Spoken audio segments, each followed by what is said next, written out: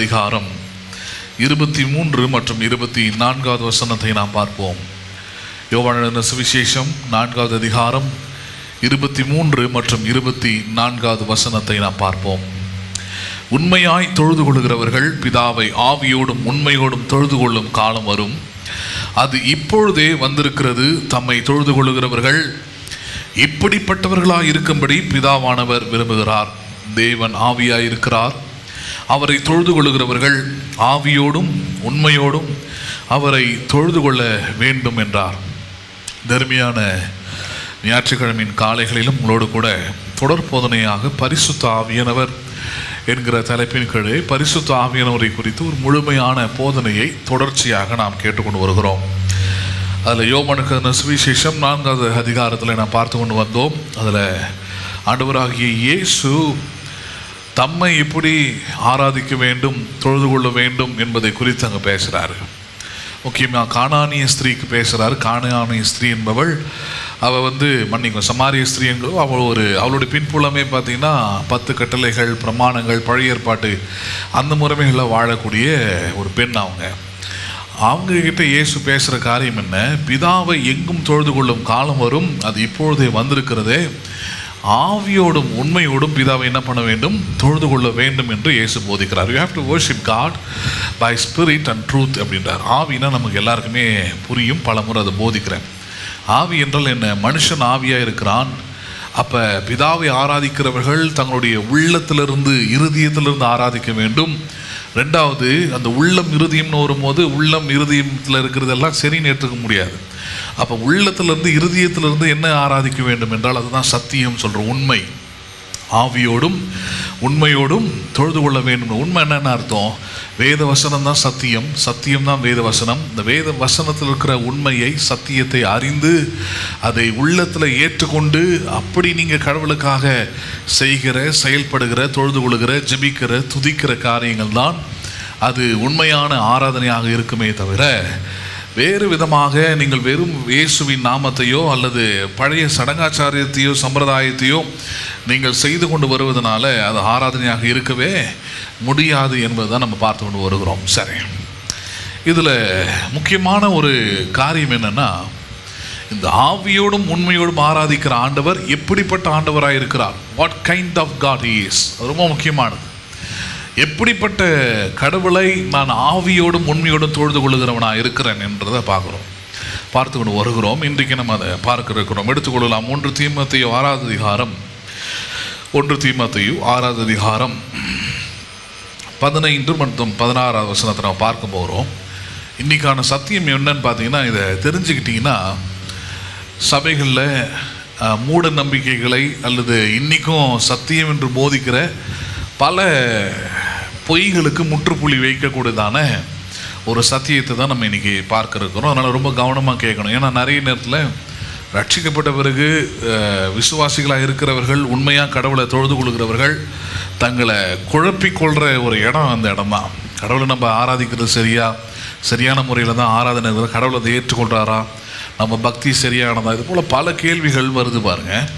அது எல்லாத்துக்குமே பார்த்தீங்கன்னா சரியான பதில் பார்த்தீங்கன்னா இன்றைக்கான பிரசங்கத்தில் நீங்கள் அதை பார்க்கலாம். சரி, 1 தீமோத்தேயு 6 அதிகாரத்தை நம்ம பார்க்கலாம். நம்ம ஏற்கனவே நான் சொன்ன மாதிரி நம்ம பார்க்குற தலைப்பு என்பது எப்படிப்பட்ட தேவனை நாம் ஆவியோடும் உண்மையோடும், அப்போ கடவுள் எப்படிப்பட்டவன்றதை பார்க்கறது தான் நம்முடைய வேலை. சரி, 1 தீமோத்தேயு 6, 15 மற்றும் 16. அந்த பிரசன்னமாகுதலை தேவன் தம்முடைய காலங்களில் வெளிப்படுத்துவார். அவரே நித்தியானந்தம் உள்ள ஏக சக்கராதிபதியும் ராஜாதி ராஜாவும் கர்த்தாதி கர்த்தாவும் ஒருவராய் சாவாமை உள்ளவரும் சேரக்கூடாத ஒளியில் வாசம் பண்ணுகிறவரும் மனுஷரில் ஒருவரும் கண்டிராதவரும் காணக்கூடாதவருமாய் இருக்கிறவர், அவருக்கே கனமும் நித்திய வல்லமையும் உண்டாயிருப்பதாக. ஆமேன். சரி, இப்போ நம்ம படித்த இந்த வேத பகுதியில் ஆண்டவர் எப்படிப்பட்டவராய் இருக்கிறார் என்பதை போதிக்கிறாங்க. பவுல் அதை போதிக்கிறார். எப்படிப்பட்டவராக இருக்கிறாராம் அவர்? அவரே நித்தியானந்தம் உள்ள ஏக சக்கராபதி என்றார். அப்படின்னா இந்த உலகத்தை முழுவதுமாக ஆண்டு கொள்ளுகிற ஒரு நபராக இருக்கிறார். ராஜாதி ராஜா அப்படின்னா எல்லா அதிகாரங்களும் கட்டளைகளும் அவருக்கு கீழே தான் இருக்குது.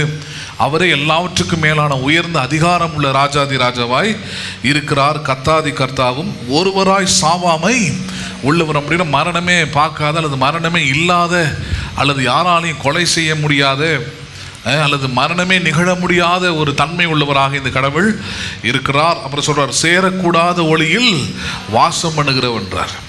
என்ன ஒளியில் வாசம் பண்ணுகிறவர் அவர்? நம்ம யாருமே அவர் கிட்ட கூட போக முடியாது, ஏன் பார்க்க கூட முடியாது. அப்படிப்பட்ட பரிசுத்தம் உள்ள ஒரு தேவன் அவர், தூய்மை உள்ள ஒரு தேவன் அவர். எந்த மனுஷனுக்குமே அந்த தகுதி இல்லை. அப்படிப்பட்ட ஒரு உயர்ந்த பரிசுத்தமான தகுதியில் இந்த கடவுள் வாழுகிறார். ஒருவரும் சேரக்கூடாத ஒளியில் வாசம் பண்ணுகிறவர் அப்படின்றார். சொல்லிட்டு சொல்றாரு, மனுஷரில் ஒருவரும் கண்டிராதவரும். மனுஷரில் ஒருவரும், ஆமாம், மனுஷரில் ஒருத்தவங்க இதெல்லாம் இவரை பார்க்கவே முடியாது, பார்த்ததும் இல்லைன்றார். காணக்கூடாதவருமாய் இருக்கிறார், அவருக்கே கனமும் நித்திய வல்லமையும் உண்டாயிருப்பதாக. ஆமென். சரி, இப்போ பல கிறிஸ்தவர்களுக்கு, முக்கியமாக இந்த சம்பிரதாயம் அல்லது இந்த பழைய சடங்குகளின்படி இருக்கிற கிறிஸ்தவர்களுக்கு, அது பெந்தேகோஸ்தே கிறிஸ்தவர்களாக இருக்கலாம், சிஎஸ்ஐ கிறிஸ்தவர்களாக இருக்கலாம், எந்த கிறிஸ்தவர்களாக இருக்கலாம், அந்த கிறிஸ்தவர்கள் தங்கள் ஆராதிக்கிற கடவுள் இப்படிப்பட்டவர் என்ற எண்ணம் தான் அவங்களுக்கு இருக்குது. எப்படிப்பட்டவர்? ஒருவரும் சேரக்கூடாத ஒளியில் வாசம் பண்ணுகிறவர் அவர், மனுஷர் யாரும் கண்டிராதவர் அவர். இப்படிப்பட்ட ஒரு கடவுள். அப்போ அப்படிப்பட்ட ஒரு கடவுள்னு வரும்போது என்ன ஆகிடுதுன்னா, ஆட்டோமேட்டிக்காக அந்த உபதேசம்னு வரக்கூடிய விஷயங்களில் அவங்க சத்தியமாக அதை எடுத்துக்கிறாங்க. உபதேசம் வேறு, சத்தியம் வேறு. என்ன ட்ரூத் வேறு, டாக்ட்ரின் வேறு. உபதேசம்ன்றது அந்தந்த காலகட்டத்தில் வாழக்கூடியவர்கள் அந்தந்த கலாச்சாரத்தின் அடிப்படையிலே சொல்லக்கூடியவைகள் தான் உபதேசம். ஆனால் சத்தியம் என்றால் என்ன? தேவன் ஒரு காரியத்தை வைத்திருக்கிறார். சத்தியம் அது நேற்றும் இன்றும் என்றும் மாறாதவைகளாக இருக்கிறது. ஒரு உதாரணத்துக்கு நான் உங்களுக்கு சொல்கிறேன். பவுல் உபதேசமும் பண்ணியிருக்கிறாரு, சத்தியத்தையும் போதி இருக்கிறார். பவுல் சொன்ன உபதேசம் என்ன? ஒரு கட்டத்தில் பவுல் போதிக்கிறார். ஆரம்ப கட்டத்தில் பெண்கள் சபைகளிலே பேசுகிறதை நான் அனுமதிக்கிறதே இல்லை அப்படின்னு போதிக்கிறார். உபதேசம், அது சத்தியம் கிடையாது. என்னது அது? உபதேசமாக சொல்கிறார். பெண்கள் யாருக்குமே சபையில் பேசுகிறதுக்கோ அதுக்கெல்லாம் ஒருத்தருக்குன்னா கிடையாது, உரிமையே கிடையாதுன்னு பேசுகிற அதே பவுல் காலப்போக்கில் மறுபடியும் தன்னுடைய நிருபத்தில் மறுபடியும் அதை மறுக்கிற மாதிரி பேசுகிறாரு. கிறிஸ்துவுக்குள் ஆண் என்றும் இல்லை, பெண் என்றும் இல்லைன்னு பேசுகிறாரு. இப்போ எந்த பவுல்? பெண்கள் எல்லாம் சபையில் பேசுறதுக்கு எந்த விதமான அதிகாரம் நான் கொடுக்கறதில்லன்னு சொன்ன அதே பவுல் இப்போ எந்த லெவலில் தன்னை மாற்றிக்கொள்கிறார்? உபதேசம் எந்த அளவுக்கு மாறிடுது? இல்லை, கிறிஸ்துவுக்குள் ஆண் என்றும் இல்லை. அந்த வெளிச்சம், அது வெளிச்சம் வர வரதான் பாருங்கள் ட்ரூத்து தெரிய ஆரம்பிக்கும். வெளிச்சம் உதிக்க தான் எது தெரிய ஆரம்பிக்கும்? சத்தியத்தின் அறிவு வெளிப்பட ஆரம்பிக்கும் பாருங்க. இல்லைன்னா இந்த உபதேசத்தை மட்டுமே பிடிச்சிக்கிட்டு அதுதான் சத்தியம் நினச்சிக்கிட்டு நிறைய பேர் தங்களுடைய அவங்க வாழ்க்கையை வீணடிக்கிறது இல்லாமல் மற்ற கிறிஸ்தவர்கள் வாழ்க்கையை வீணடிக்கிறாங்க. அப்போ இதுதான் உபதேசத்துக்கும் சத்தியத்துக்குமான வித்தியாசம்.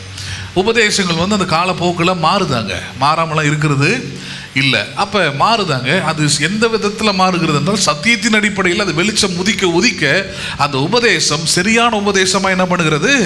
மாறுகிறதுங்க. சரி, அப்போ இந்த இடத்துல இந்த மாதிரியான வசனங்கள், ஒருவரும் கண்டிராதவர், சேரக்கூடாத ஒளியில் வாசம் பண்ணுகிறவன் வரும்போது இப்போ இந்த கடவுளை எப்படி உருவகப்படுத்துகிறாங்கன்னா, பார், முதலாவது இந்த கடவுளை நீ ஆராதிக்க வந்திருக்கிற ஒரு சர்ச்சை தான் முதல்ல கொண்டு வருவாங்க. அவங்க வேறு எதெல்லாம் கூட விட்டுருவாங்க. ஒரு சர்ச்சை கொண்டு வருவாங்க. ஒரு சபை அப்படின்னு இருந்தால் அந்த சபைக்குள்ளே நீங்கள் வந்துட்டீங்க, பைபிள் எடுத்துகிட்டு வந்துட்டீங்க, பாட்டு பாட போகிறீங்க, பிரசங்கத்தெல்லாம் கேட்க போகிறீங்கன்னா அந்த கடவுள் யார் தெரியுமா? ஒருவரும் சேரக்கூடாதவர் மத்தியில் வாசம் பண்ணுகிறவர் அவர். யாரும் கண்டிராத முறையில் வல்லமையான ஒரு ஆண்டவர் அவர். அப்போ அவருக்கு முன்னாடி நீங்கள் எப்படி நடந்துக்கணும்? நீங்கள் எப்படி உங்கள் தலையை சீவிருக்கணும், எப்படி நீங்கள் உங்கள் பாதரட்சைகளை கழட்டி தூக்கி போட்டிருக்கணும், அந்த செருப்பை கழட்டி போட்டிருக்கணும், எப்படிப்பட்ட உடைகளை நீங்கள் உடுக்கணும். ஏனென்றால் இவர் எப்படிப்பட்டவர்? ஒருவரும் சேரக்கூடாத ஒரு மத்தியில் வாசம் பண்ணுகிற ஆண்டவரை தொழுது கொள்ள வந்திருக்கிறீங்களே அப்படின்னு பிரசங்கம் பண்ணுறாங்க. இப்போ இதை தான் அடிப்படையை வச்சு பிரசங்கம் பண்ணுறாங்க. யாரும் பார்த்ததில்லை. ஒருவரும் சேரக்கூடாத ஒளியில் அவர் வாசம் பண்ணுகிறவர். கடவுளுக்கும் மனுஷனுக்கும் பெரிய இடைவெளி இருக்குது. மனுஷன் கடவுளுக்கு முன்னாடி பயந்து நடுங்கி அஞ்சு தான் இருக்கணும். அவன் ஒரு நாளும் சுதந்திரமாக அவனுக்கு எது விருப்பமோ அந்த மாதிரி கஸ்டமைஸ்டான ஒரு லைஃப் அவன் என்ன பண்ணக்கூடாது, வாழவே கூடாது அப்படின்றதுல மதங்களும் அதை தான் போதிக்குது. இப்போ மற்ற மதங்களை எடுத்துங்க, அவங்களுடைய தொழுகை அல்லது அவங்களுடைய வணக்கம் தெரிவிக்கிற கடவுளுக்கு அவங்க செய்கிற தொழுகை எல்லாமே பாருங்கள், வணக்கத்தை எல்லாத்தையும் பாருங்கள், பக்தி எல்லாமே பாருங்கள், அப்படிப்பட்டது தான் இருக்கும். ஒரு கோயில் பார்த்துட்டாங்கன்னா உடனே செருப்பு கழட்டி விட்டுருவாங்க. நேராக நிற்கிறவங்க அப்படியே பாதியை குனிஞ்சிருவாங்க. அப்படியே ரொம்ப பயத்தோடு இருக்கிறத நீங்கள் என்ன பண்ணலாங்க, பார்க்கலாம். ரொம்ப பயத்தோடு இருப்பாங்க, பேச மாட்டாங்க, செல்ஃபோன் வந்தால் முறைப்பாங்க, ரொம்ப பயத்தோடு இருப்பாங்க. புரியுதோ புரியலையோ அவர் என்ன செஞ்சாலும் சரி, அந்த அங்கே இருக்கிற ஆயிடு அது எல்லாத்துக்குமே அவங்க என்ன பண்ணுவாங்க, தலையை சேர்த்து தலையை ஆட்டி ரொம்ப பவ்யமாக, எவ்வளோ பெரிய அதிகாரியாக இருந்தால் கூட சரி அந்த மாதிரி ஒரு நிலையில் இருக்கிறத நீங்கள் பார்க்கலாம். ஏன்னா அது மதம். அங்கே எந்த விதமான ட்ரூத்துக்கும் அங்கே வேலை கிடையவே கிடையாது. சத்தியம்லாம் கிடையாது. யோசிச்சு இது சரியா தவறான்னு பகுத்தறிந்து அங்கே செயல்படுறதுலாம் ஒன்றும் கிடையாது. சொல்லி கொடுத்துட்டாங்க, பழக்க வழக்கத்தில் வந்துருச்சு. நான் வளரும் போதும் இப்படி தான் வளர்ந்துட்டேன், இந்த பக்தி எனக்குள்ளே இருக்குது, நான் அப்படியே வெளிப்படுத்துகிறேன். என் பிள்ளைங்களுக்கும் அப்படியே நான் அதை சொல்லி கொடுக்குறேன். இப்படி தான் இருக்குதே தவிர they never think that, அதை பற்றி அவங்க யோசிச்சதே இல்லை. நான் செய்வது செயல்படுவது எல்லாம் சரியானதாக இருக்குமா? கடவுளுக்கு எனக்கும் அவ்வளோ தூரம் இருந்ததுன்னா அப்புறம் என்ன பிரயோஜனம் இருக்குது? கடவுள் என்னை ஒதுக்கி வச்சிருக்கிறாரு, கடவுள் சேரக்கூடாத ஒரு நிலையில் இருக்கிறார் என்றால் அப்போ என் ஜபத்தை எப்படி கேட்பாரு, என் விண்ணப்பத்துக்கு எப்படி செவி கொடுப்பாரு, நான் ஆராதிக்கிற ஆராதனையை துதியை அவர் எப்படி ஏற்றுக்கொள்வார், எனக்கு எப்படி அவர் நல்லது செய்ய முடியும்? அவரே தூரமாக இல்லாமல் விலையிலவா நிற்கிறாரு. அப்போ அதனால தான் என்ன பண்ணிடுறாங்க, இந்த வசனத்தை எடுத்து வச்சுக்கிட்டு அல்லது இந்த மாதிரியான வசனங்களை கற்பனையாக ஒரு கடவுளை உருவாக்கி வச்சுக்கிட்டு அவருக்கு இயேசுன்னு பேர் வச்சுக்கிட்டு ஒருவரும் சேரக்கூடாத ஒளியில் வாசம் பண்ணுறவராக இருக்கும். அதனால் நீங்கள் வந்து இப்படி இருக்கணும், அப்படி இருக்கணும், அதை பண்ணணும், இதை பண்ணணும், இது செய்யணும், அதை செய்யக்கூடாதுன்ற இப்படிப்பட்ட சட்டத்திட்டங்களை சபைக்குள்ள என்ன பண்ணுறாங்க, அதிகமாக வெளியுறுத்துகிறார்கள். கம்யூனியன் வந்துருச்சுன்னா இன்னும் ஒரு படி மேலே போயிடுவாங்க.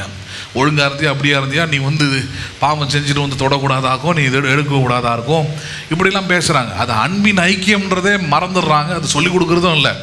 நீ பாவியாக இருந்திருக்கலாம், பாவம் செஞ்சுருக்கலாம், ஆனால் என்னிடத்தில் வருகிற ஒருவனையும் நான் புறம்பே தள்ளுவதில்லைன்னு சொல்லியிருக்கிறாரு. நீ அவருடைய சமூகத்தில் இன்னைக்கு வந்திருக்கிற, பாவம் செஞ்சுட்டு தான் வந்திருக்கிற, ஆனால் அவர் உன்னை புறம்பே தள்ளுவது இல்லை. அவருடைய ரத்தத்தினாலே உன் சகல பாவங்களையும் போக்கி உன்னை யாராக மாற்றுகிறார், அவர் பரிசுத்தமாய் மாற்றுகிறார். நீ பாவத்துக்கு செத்து நீதிக்கு பிழைத்திருக்கிறார். இதெல்லாம் சொல்லி கொடுத்தீங்கன்னா தான் பாவியாக இருக்கிறவன் பாவத்தை விட்டுட்டு நீதிக்குள்ளே வருவான். அதை விட்டுட்டு அவனை வந்து நீ பாவம் செஞ்சினா தொடாத, உனக்கு ஆண்டவருக்கு சம்பந்தமே இல்லைன்றது இதெல்லாம் அது ஒரு மத சம்பிரதாயமான பேச்சுகள். அதுதான் சபை முழுக்க இருக்கிறது. முக்கியமாக சொன்ன ஜனங்களை தான் விரும்புகிறாங்க. ஏன்னா அவர்கள் விட்டு வந்த மதம் அதை தான் போதித்தது. இங்கே வந்தாலும் அதுதான் என்ன பண்ணுறாங்க, போதிக்கிறாங்க. சபைகள் நிறைவதற்கு, சபையில் விசுவாசின்ற பேரில் ஒரு கூட்டம் இருக்கிறதுக்கான காரணம் அப்படிப்பட்ட உபதேசங்கள் தான். இங்கேயே வெறும் 10 பேர் உட்காந்துருக்கிறீங்க, மற்ற சபையிலேயே 100கணக்கில் உட்காந்துருக்குறாங்கன்னா ரீசன் வந்து இந்த உபதேசம் தான்.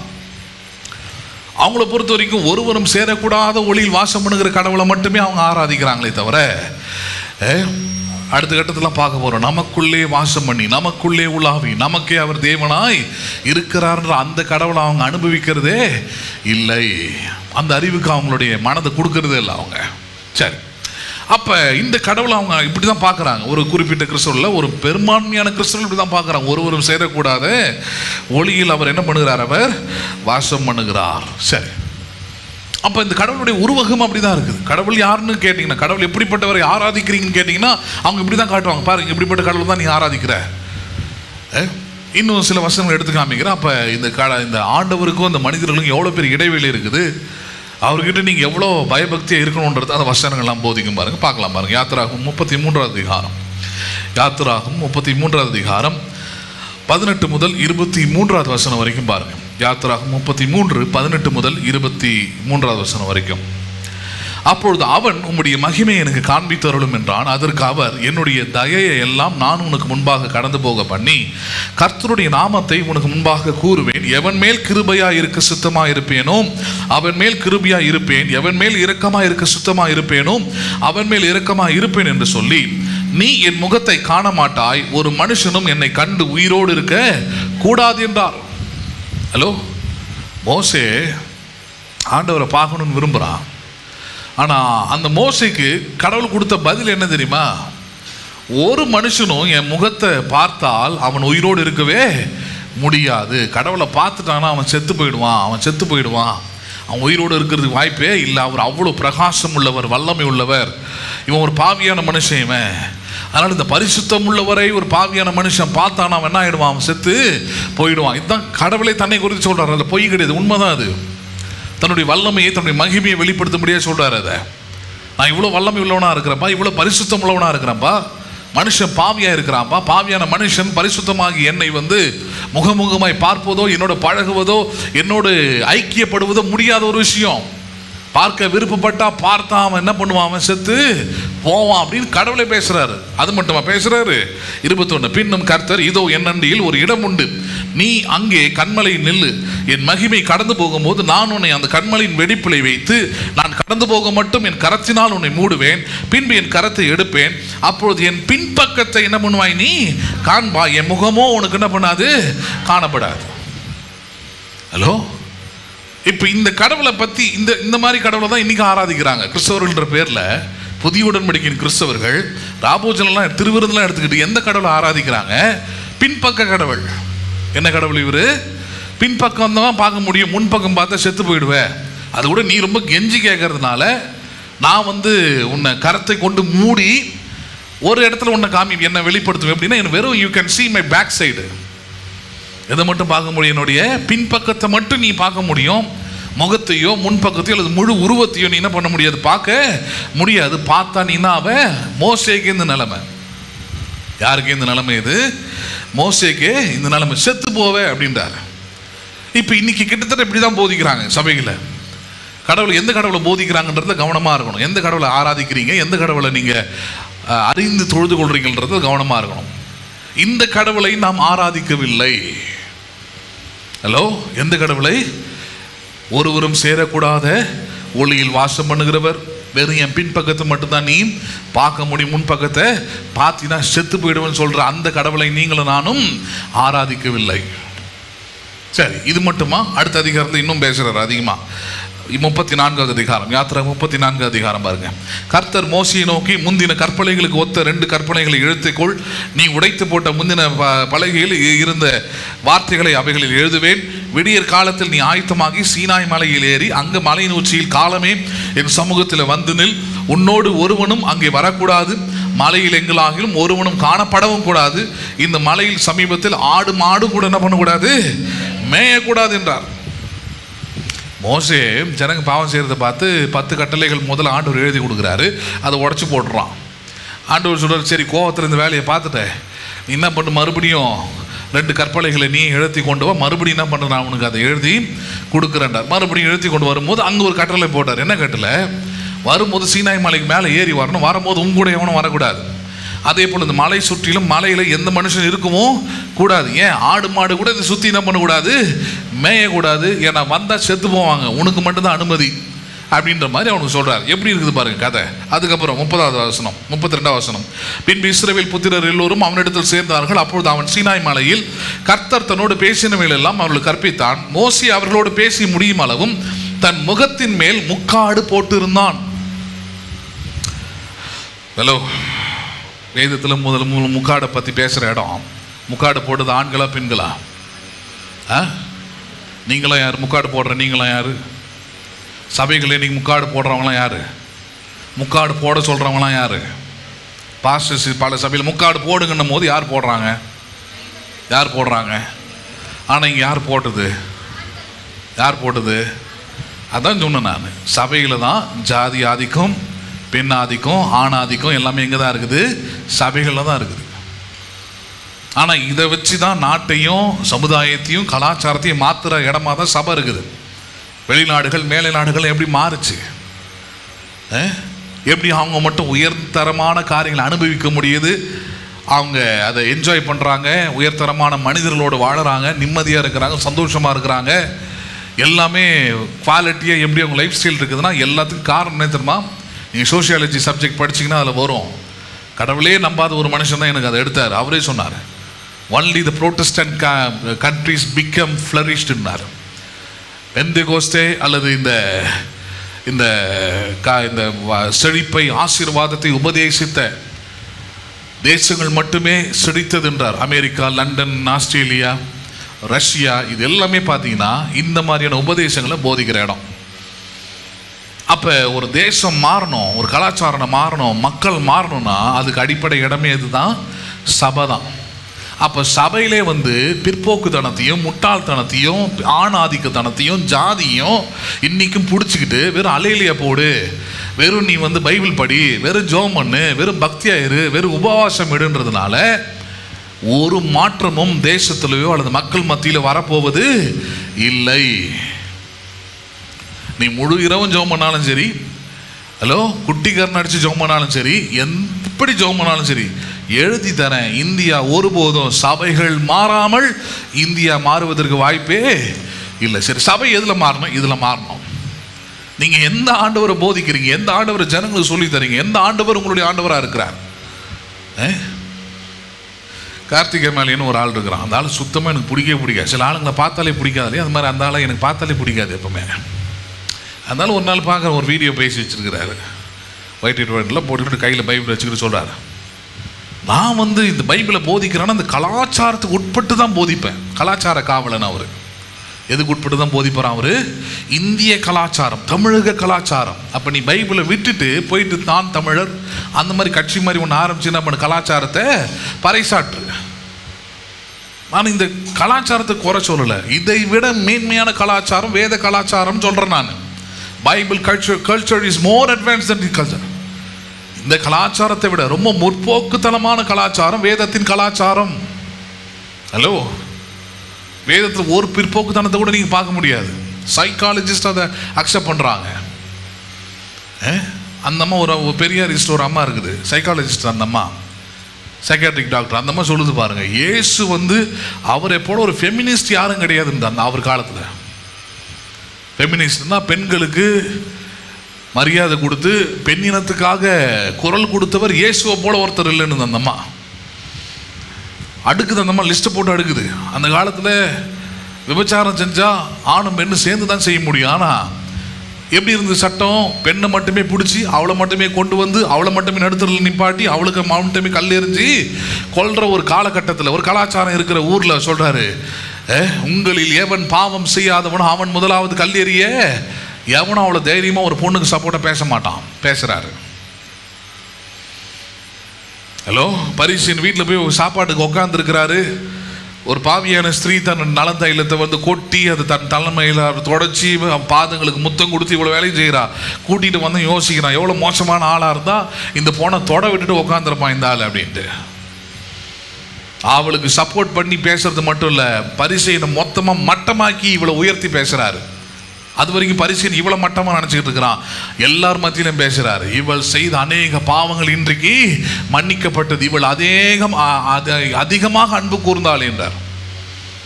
எப்படி அன்பு கூர்ந்தாள் இவள்? அப்படி பேசுகிறார். பெண்களுக்கு சப்போர்ட் பண்ணி பேசுகிறார். அப்படிப்பட்ட இயேசுவின் பேரை வச்சுக்கிட்டு தான் சபையில் இருக்கிற முதல் ஆணாதிக்க சிந்தனை தெரியுமா? முக்காடு போடுன்னு சொல்கிறது தான். என்ன போடுன்னு சொல்கிறது தான். நீ முக்காடு போடுறதுன்னா சரின்னு நினச்சின்னா, அதுதான் ஒழுங்கு நினச்சின்னா ஆணுக்கும் பெண்ணுக்கும் போட சொல்லு. தெரேசாக்க போட்டிருக்கிறாங்க. இப்போ ஏன்னா புடவை இருந்தால் தான் போடணும்னு கிடையாது, தனியாகவே விற்குது இல்லையா? அது மாதிரி என்ன பண்ணுங்க, ஆண்களும் வாங்கிக்கிங்கன்றேன். வாங்கிட்டு நீங்களும் என்ன பண்ணுங்க, உக்காருங்க. உங்கள் தலையில் மட்டும் மகிமை இல்லையா? நான் கேட்குறேன், எதை காட்டுறீங்க நீங்கள் சபையில்? எதை காண்பிக்கிறீங்க நீங்கள்? ஒரு ஆணுக்கு தன் தலையை காண்பித்து உட்காரத்துக்கு உரிமை இருக்கும்போது அதே தலை அதே முடி தானே. உன் முடி மட்டும் நான் பரிசுத்தமான முடியா? சொட்ட தலையிருங்க. எந்த பெண்ணுக்கும் சொட்ட தலை விடுறதில்ல. இவனுக்கு தலையில் முடி இருக்கிறது 40 வயசுக்கு மேலே இருக்கிறதே இல்லை. ஆனால் இவங்க தலையில் முக்காடு போட மாட்டாங்களாம். யார் தலையில் முக்காடு போட்டாகணும்? இப்போ இதுதான் சொல்கிறான், பிற்போக்குத்தனமான உபதேசம். நீ போதிக்கிறது இந்த பட்டிக்காட்டானுங்களுக்கு வேணால் செட் ஆகும். ஹலோ, வேதத்துக்கு அது ஒரு நாள் ஒவ்வாத விஷயம். அதனால தான் இங்கே எடுத்து காமிக்கிறேன். பழைய ஏற்பாட்டு காலத்தில் மோசே எதுக்கு முக்காடு போட்டான்? வெறும் மரியாதையின் அடையாளமா? இல்லை, ஒருவரும் சேரக்கூடாத ஒளியில் வாசம் பண்ணுறவர்கிட்ட வந்திருக்கிறேன் நான். ஹலோ, ஒருவரும் கண்டிராதவர், வெறும் பின்பக்கத்தை மட்டும் எனக்கு மட்டும் காமிச்சிருக்கிறாரு. அப்படிப்பட்ட ஒரு கடவுள் அடிச்சு கொண்டுடுவார். அவருக்கு பயந்து அவன் என்ன பண்ணான்? முக்காடை போட்டு வாசிச்சான் இருக்குது. அப்போ முக்காடு முதல்ல பைபிளில் போட்டது யாரு? ஆமாம், பேசுறது புரியுதுங்களா? முக்காடு போட வேண்டாம் என்று சிலர் பேசுகிறார்கள். இன்னொருத்த பாண்டிச்சேரியில் ஃபுல் போதையில் பிரசங்கம் பண்ணுற மாதிரி ஒரு பிரசங்க இப்போ வந்திருக்கிறான். நிறைய புதுசாக கிளம்பி வரானுங்க. அவன் அப்படி தான் ஒரு சபைக்கு போகிறான். அந்த சபையில் இந்த முன்னாடி இந்த குழந்தைங்களெல்லாம் உட்கார வச்சுருக்குறாங்க. திடீர்னு இந்த சிஸ்டரோட அம்மா அப்பா யாருன்னு கேட்டான். சிஸ்டர்னு ஒன்று எப்போவுமே சிஸ்டர்னா என்ன, குறைஞ்சபட்சம் ஒரு 30 வயசு 35 வயசுக்கு மேலே இருக்கிறவங்க தான் கூடுவோம். திடீர்னு இந்த சிஸ்டர்னு ஒன்றே பார்த்தா ஒரு 1.5 வயசு 2 வயசு குழந்தை. அது 2 வயசு குழந்தை, ஒரு பெண் குழந்தை. அதுக்கு அவங்க அம்மா அப்பா குளிர்னு நினச்சாங்களோ இல்லை என்ன காலமோ தெரில, ஒரு ஸ்கார்ஃப் மாதிரி இதை இப்போ தெரேசாக்கா போடு அந்த மாதிரி ஒன்று போட்டு உட்கார வச்சுட்டாங்க. அவன் தூக்கி வச்சுக்கிட்டான். தூக்கி வச்சுக்கிட்டு இருந்தாலும் சொல்கிறான் பாருங்க, இவள் மிகப்பெரிய தீர்க்கதரிசியாய் வருவாள். எதுக்குடா முக்காடு காடா? முக்காடு போட்டால் யாராக மாறிடுறாங்களா? வளர வளர அதுக்குள்ளேருந்து என்னென்னலாம் வருதுன்னு போக போக தெரியும். ஹலோ, புரியுதுங்களா இல்லையா? இந்த உலகத்தில் பாவத்தை கடந்து வராமல், அக்கிரமத்தை கடந்து வராமல், மீறுதலை கடந்து வராத ஒரு மனிதனும் எவ்வளோ பெரிய நல்ல மனுஷனுக்கே பிறந்தாலும் சரி, அவனுக்குள்ளே என்ன இருக்கும்? பாவம் இருக்கும். பாவத்தை சந்திச்சுட்டு தான் அவன் ரட்சிப்பை அடைய முடியும். என் பிள்ளைக்கு நான் சின்ன வயசுலேருந்து பைபிளாக சொல்லி கொடுக்குறேங்க. எது சொல்லி கொடுத்தாலும் சரி அவன் தாண்டி தான் வருவான். பெருசாக ஒன்றும் செய்யாமல் போகலாம். அப்படி சொல்கிறான் பாருங்க. இந்த குழந்தைக்கு பெற்றோர்கள் சரியாக 2 வயசுல இந்த குழந்தை என்ன பண்ணிருச்சு? முக்காடு போட்டுருச்சு. நீங்கள் சிலதெல்லாம் வேசி மாதிரி திரியுதுங்க அப்படின்றான். சபையில் பேசுகிறான். அதெல்லாம் இதெல்லாம் வெளியே இருக்கிறவன் கேட்டான்னா தூக்கி போட்டு மிதிப்பான். யாரா பேசுகிறேன்ட்டு. பேசுறது புரியுதுங்களா இல்லையா? கோயிலு கூட இவ்வளோ பயபக்தியாக இருக்கிறாங்கன்னு சொன்னனே, அந்த கோயிலில் கூட பார்த்தீங்கன்னா யாரும் முக்காடெல்லாம் போட்டு போகிறது இல்லை. முக்காடில் கொண்டாந்து யாரை வச்சாச்சு? நீங்கள் கடவுளை கொண்டாந்து வச்சாச்சு, பக்தியை கொண்டாந்து வச்சாச்சு, ஒழுங்கை கொண்டாந்து வச்சாச்சு. பேசுறது புரியுதுங்களா உங்களுக்கு? அப்போ முதல்ல முக்காடு போடுறது யாரு? நான் சொல்லுங்களேன். எவனாவது இனிமேல் பேசுனான்னா மைண்டில் வரணும். முக்காடு போடுங்கள், அதான் ஒழுக்கம், அதுதான் அப்படியே, அதுதான் இப்படி அப்படின்னு பேசுனா. அப்போ பேசுகிற நீ முதல்ல என்ன பண்ணு? முக்காடு போட்டு பேசு. மோசே 10 கட்டளைகளை படிக்கும் போதே முக்காடு போட்டான். 10 கட்டளைகளை தாண்டி 66 புத்தகம் இருக்குது. இவ்வளோ பெரிய புத்தகத்துக்கு நீ பேசிட்டே போகிறதுக்கு என்ன பண்ணலாம்? பேசலாம், தப்பே கிடையாது. பேசுறது புரியுதுங்களா உங்களுக்கு? அப்போ மோசே எந்த கடவுளை தொழுது கொண்டான்? அவனுடைய காலம் வேற, நம்முடைய காலம் வேறன்னு தான் போதிக்க போகிறோம். அதான் கவனிங்க. எந்த ஆண்டவரை நீங்கள் ஆவியோடும் உண்மையோடும் தொழுது கொள்றீங்க? மோசேயின் காலத்தில் இருந்த ஆண்டவர் இப்படிப்பட்டவராய் தன்னை வெளிப்படுத்தினார். காரணம் என்னன்றது சொல்லிடுறேன். என்ன காரணம்? அப்போ தான் மனுஷனுக்குள்ள ஒரு உணர்வு வரும். பரிசுத்தம் உள்ளவர், ஒருவரும் சேரக்கூடாத ஒளியில் வாசம் பண்ணுகிறவர் இவ்வளோ பெரிய ஆண்டவர் இன்றைக்கு எனக்குள்ளே என்ன பண்ணுகிறார்? அவர் வாசம் பண்ணுறது எவ்வளோ பெரிய விஷயம். அந்த எண்ணத்தை மனுஷனுக்குள்ள உருவாக்குறதுக்காக தான் முதல்ல இந்த டிஃப்ரென்ஸை, இந்த டிஸ்டன்ஸை கடவுள் அங்கே உருவாக்குறாங்க. வேற எதுவும் இல்லை. மனுஷனை ஒதுக்கி பார்க்கணும் அல்லது மனுஷனை புறம்பத்தல்ன்ற ஒரு எண்ணம் கிடையாது. மனுஷனுக்கு கடவுள்னா யார், அவர் எப்படிப்பட்ட தன்மை உள்ளவன்ற அறிவு வரணுன்றதுக்காக அந்த பிரித்தாளுகிற அந்த காரியத்தை செய்கிறார். அப்போ மோசே தான் பார்த்தீங்கன்னா முதல்ல முக்காடு போட்டாள். சரி, முக்காடு போட்டு என்ன செஞ்சான் இருக்குது 34. மோசே கர்த்தருடைய சந்நிதியில் அவரோடு பேசும்படிக்கு உட்பிரவேசித்தது முதல் வெளியே புறப்பட மட்டும் முக்காடு போட்டிருந்தான். அவன் வெளியே வந்து தனக்கு கற்பிக்கப்பட்டதை இஸ்ரவேல் புத்திரரோடு சொல்லும் போது இஸ்ரவேல் புத்திரர் அவன் முகம் பிரகாசமாய் இருப்பதை கண்டார்கள். மோசே அவரோடு பேசும்படிக்கு உள்ளே பிரவேசிக்கும் வரைக்கும் முக்காடை திரும்ப தன் முகத்தின் மேல் போட்டுக்கொள்வான். ஹலோ, எவ்வளோ பேர் வேலை பாருங்க.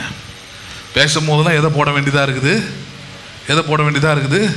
இன்னைக்கு கூட ஜபம்னு சொன்னோடனே ஆட்டோமேட்டிக்காக கை என்ன பண்ணிடுது? நான் ஏற்கனவே சொல்லியிருக்கிறேன், சாரி மாதிரி ஒரு மோசமான ஒரு உலகத்தில் எதுவுமே இருக்காது அப்படின்ட்டு. பார்த்துருக்கிறீங்களா நீங்கள்? முக்காடை போடுறதுக்கு இப்படி அப்படி அது களைச்சி இது இழுத்து போட்டு அப்படி போட்டு இது தூக்கி மேலே விட்டு அப்புறம் இதை தூக்கி இப்படி திருப்பி ஒரு முக்காட்டுக்கு இவ்வளோ வேலை. அப்புறம் தான் எவனோ ஒருத்தன் எந்த மரத்துகளை உட்காந்து கண்டுபிடிச்சான்னு தெரில, இவ்வளோ கஷ்டப்படுறாங்களேன்னு சொல்லிட்டு தான் அப்புறம் என்ன பண்ணான்? இப்போ தெரேசாக்க தலையில் போட்டிருக்கிறாங்க பாருங்க, அந்த மாதிரி ஒன்று என்ன பண்ணான்? அவன் கண்டுபிடிச்சி ஒரு வாட்டி என் தலையிலையும் கட்டி விட்டான். அதை எனக்கே தெரியாது. மொத்தமாக போடும் போது அதையும் சேர்த்து போட்டு விட்டு அமைச்சு விட்டான். இங்கே வந்து பார்க்குற கலராக இருக்குது. வந்து கேட்குற மொத்தம் காலின்றாங்க. எனக்கு பக்குன்னு ஆயிடுச்சு. நம்ம உபதேசிக்கிறதுக்கு ஆப்போசிட்டாக நான் அடுத்த வாரம் எல்லாம் போட்டுன்னு வந்து உட்காந்துருப்பாங்களே. பரவாயில்ல, ஒரே ஒருத்தர் தலையில் தான் இருக்குது. அதுக்கு வேறு எதுக்காக யூஸ் பண்ணிங்க? ஏதாவது துடைக்கிறதுக்கு, சைக்கிள் துடைக்கிறது, வண்டி துடைக்க, அது மாதிரி எதுக்காக யூஸ் பண்ணிங்க? இல்லை டேபிள் கிளாத் மாதிரி போட்டுக்கிட்டு எதாவது என்ன பண்ணுங்கள், அதை பயன்படுத்துங்க. தலையில் போடுற அளவுக்கு அது ஒன்றும் பெரிய பரிசுத்தமானதெல்லாம் இல்லை, தேவையானதும் இல்லை. சரி, மோசையோட நிலைமை பாருங்க. முக்காடை போட்டுக்கிட்டே தான் இருந்தானா. வேறு வழியே எடுக்கிறதும் போடுறதுமா தான் இருந்தான் இருக்குது. எப்படி இருந்தது பாருங்க வாழ்க்கை. சரி, அது மட்டுமாங்க கிடையாது. இப்போ அடுத்த கட்டத்துக்கு வருவோம். யாத்திராகமம் 3வது அதிகாரத்துக்கு வருவோம். இங்கே தான் இந்த கடவுளை பற்றிய ரொம்ப உச்சகட்டமான ஒரு மூட நம்பிக்கை போதிக்கப்படுகிற ஒரு இடம். இந்த யாத்திராகமம் 3வது அதிகாரம் தான். இங்கே பார்க்கலாம் இங்கே என்ன நடக்குதுன்னு. யாத்திராகமம் 3:1 முதல். மோசே மீதியான் தேசத்து ஆசாரியனாயிருந்து தன் மாமனாக எத்ரோவின் ஆடுகளை மேய்த்து வந்தான். அவன் ஆடுகளை வனாந்தரத்தின் பின்புறத்திலே ஓட்டி தேவ பர்வதமாகிய ஓரேப் மட்டும் வந்தான். அங்கே கர்த்தருடைய தூதனானவர் முட்செடியின் நடுவில் இருந்து உண்டான அக்கினி ஜுவாலையிலே நின்று அவனுக்கு தரிசனமானார். அப்பொழுது அவன் உற்று பார்த்தான். முட்செடி அக்கினினால் ஜுவாலித்து எரிந்தும் அது வெந்து போகாமல் இருந்தது. அப்பொழுது மோசே, இந்த முட்செடி வெந்து போகாதிருக்கிறது என்ன? நான் கிட்டே போய் இந்த அற்புத காட்சியை பார்ப்பேன் என்றான். அவன் பார்க்கும்படி கிட்டே வருகிறதை கர்த்தர் கண்டார். முட்செடியின் நடுவில் இருந்த தேவன் அவனை நோக்கி மோசே மோசே என்று கூப்பிட்டார். அவன் இதோ அடியேன் என்றான். அப்பொழுது அவர், இங்கே கிட்டி சேராயாக உன் கால்களில் இருக்கிற பாதரட்சியை கழற்றி போடு, நீ நிற்கிற இடம் பரிசுத்த பூமி என்றார். பின்னும் அவர், நான் ஆபிரகாமின் தேவனும் ஈசாக்கின் தேவனும் யாக்கோபின் தேவனுமாகிய உன் பிதாக்களுடைய தேவனாக இருக்கிறேன் என்றார்.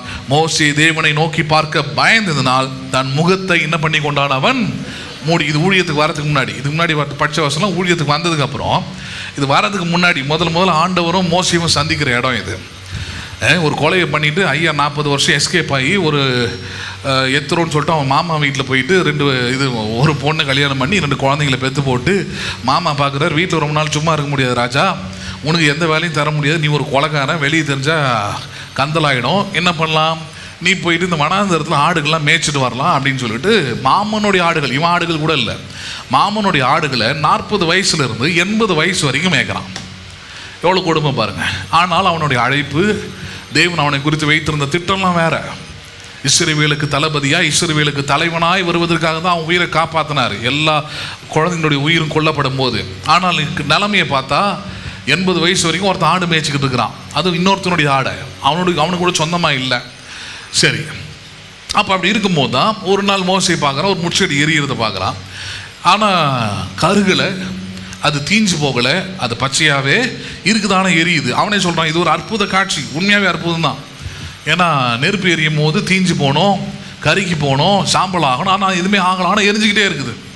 இது ஒரு அற்புத காட்சியாக இருக்குது. ஆடு மேய்க்கும் போது என்டர்டெயின்மெண்ட் தேவை. இப்போ தான் செல்ஃபோன் இருக்குது, அப்படி ஆடுகள் அப்படி மேய்ச்சி விட்டு உட்காந்து யூடியூப் அது இது உட்காந்து என்ன பண்ணலாம், பார்த்துக்கிட்டு இருக்கலாம். அப்போ என்டர்டெயின்மெண்ட் இல்லை. ஸோ ஒரு என்டர்டெயின்மெண்ட் பர்பஸ்க்காக தான் போகிறான்.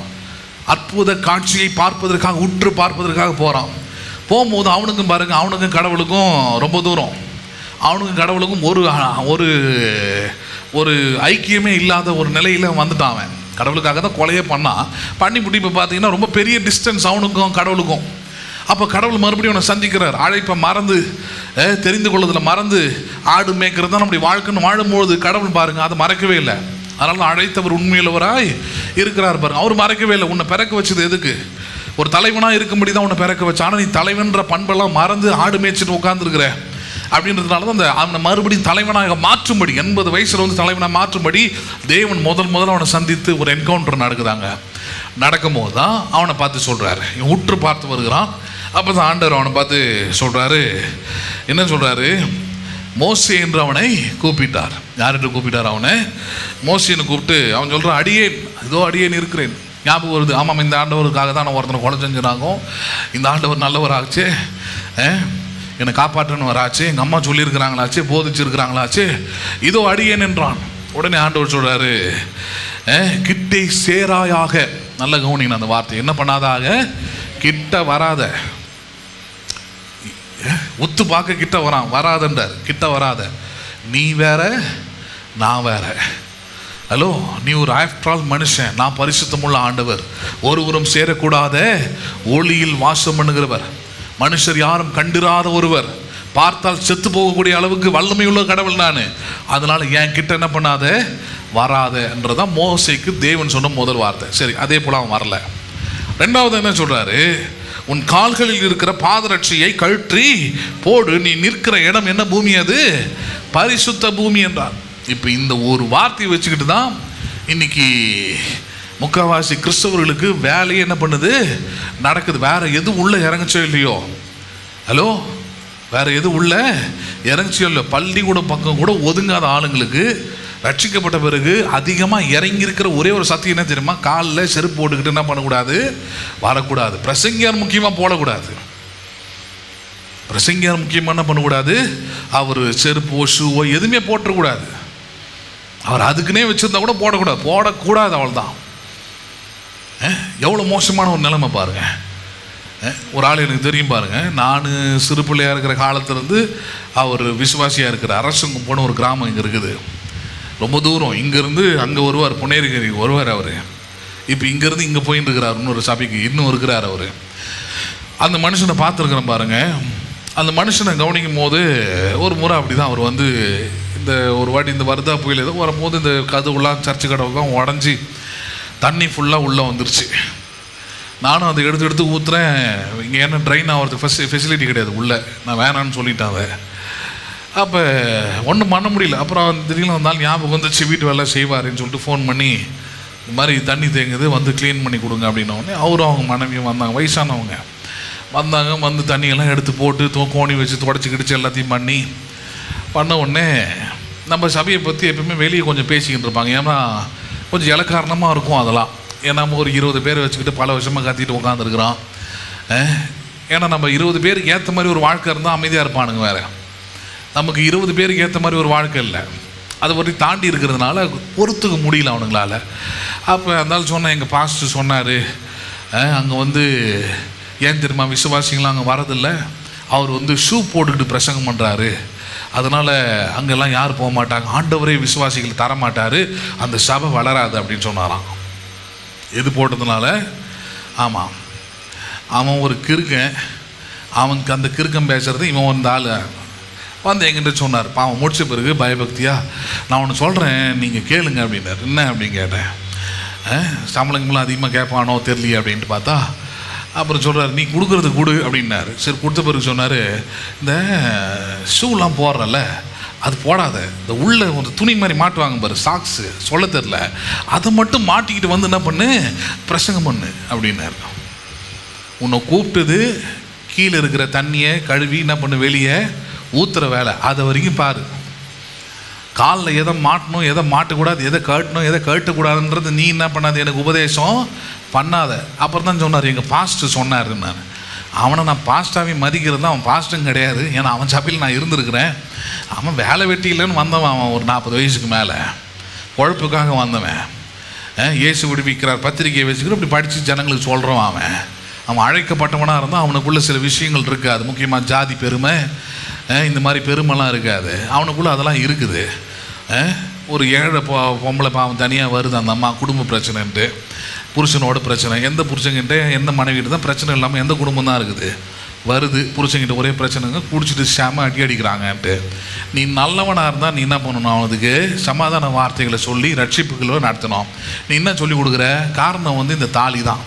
தாலியில் தங்கம் இருக்குது, வேறு எதுவும் பாயிண்ட் கிடையாது. வெறும் கயிறு கட்டி தான் கேட்டிருக்க மாட்டாங்க. தாலியில் தங்கம் இருக்குது. என்ன சொல்லிட்டான், அந்த தாலியை கட்டி காணிக்கை பெட்டியில் போட்டினா உனக்கும் புருஷனுக்கு இருக்கிற பிரச்சனை தீந்துரும், எல்லாம் இந்த கயிறு தான் காரணம்ட்டான். நீ அந்த மாதிரி ஒரு சபையில் இருந்துக்கிட்டு நீ எனக்குலாம் என்ன பண்ணாத, போதனை செய்யாத. நான்லாம் வேறு லெவலில் இருக்கிற ஆள். உன்ன மாதிரி பட்டிக்காட்டு பசங்களுக்கு வேணால் அந்த அவன் சொல்கிறதுலாம் ஓகேன்னு தலையாட்டிட்டு உட்காந்துருப்பீங்க. எனக்கு அந்த அவசியம் அதுக்கப்புறம் அந்த ஆள் கூப்பிட்றதே இல்லை பாருங்கள். சரி ஷூ போடாத சாக்ஸை போடுன்னு சொல்லிக்கிட்டு இருந்தல, ஆனால் இந்த ஆள் பண்ணாத பிஸ்னஸே கிடையாது, தொழிலே கிடையாது. தொழிலே கிடையாது. ஒரு ஏடிஎம்மில் வாட்ச்மேனாக இருப்பார் பாருங்கள். அங்கே போனால் ஒரு நாள் காலையில் போகிறேன், தமிழ்நாடு மெர்கன்டைல் பேங்க் ஏடிஎம் இருக்குது பிஎஸ்எல் ஆஃபீஸ் கீழே. ஒரு நாள் காலையில், அப்போல்லாம் இந்த காலையில் ஒரு நாளைக்கு 2000 ரூபாய் தான் எடுக்கணும்னு 500-1000 டைம் போனால் இவர் உட்காந்துருக்கிறார். போயிட்டு அப்போல்லாம் இந்த ரூம் கட்டிக்கிட்டு இருந்தேன் பாருங்கள், சம்பளம் தரணும். போயிட்டு அப்பப்போ போயிட்டு 12 மணி ஆனால் போய் எடுத்துன்னு வந்துடணும், திருப்பியும் அடுத்த வாட்டி எடுக்கணும். இப்படி தான் இருந்தது. அப்போ எடுக்கலான்னு காலையில் 4 மணிக்கெலாம் போனால் ஐயா உள்ளே உட்காந்துக்கிட்டு ஒரு இவ்வளோ கட்டு பேப்பரு எல்லாம் இந்த ஃபோட்டோஸ்.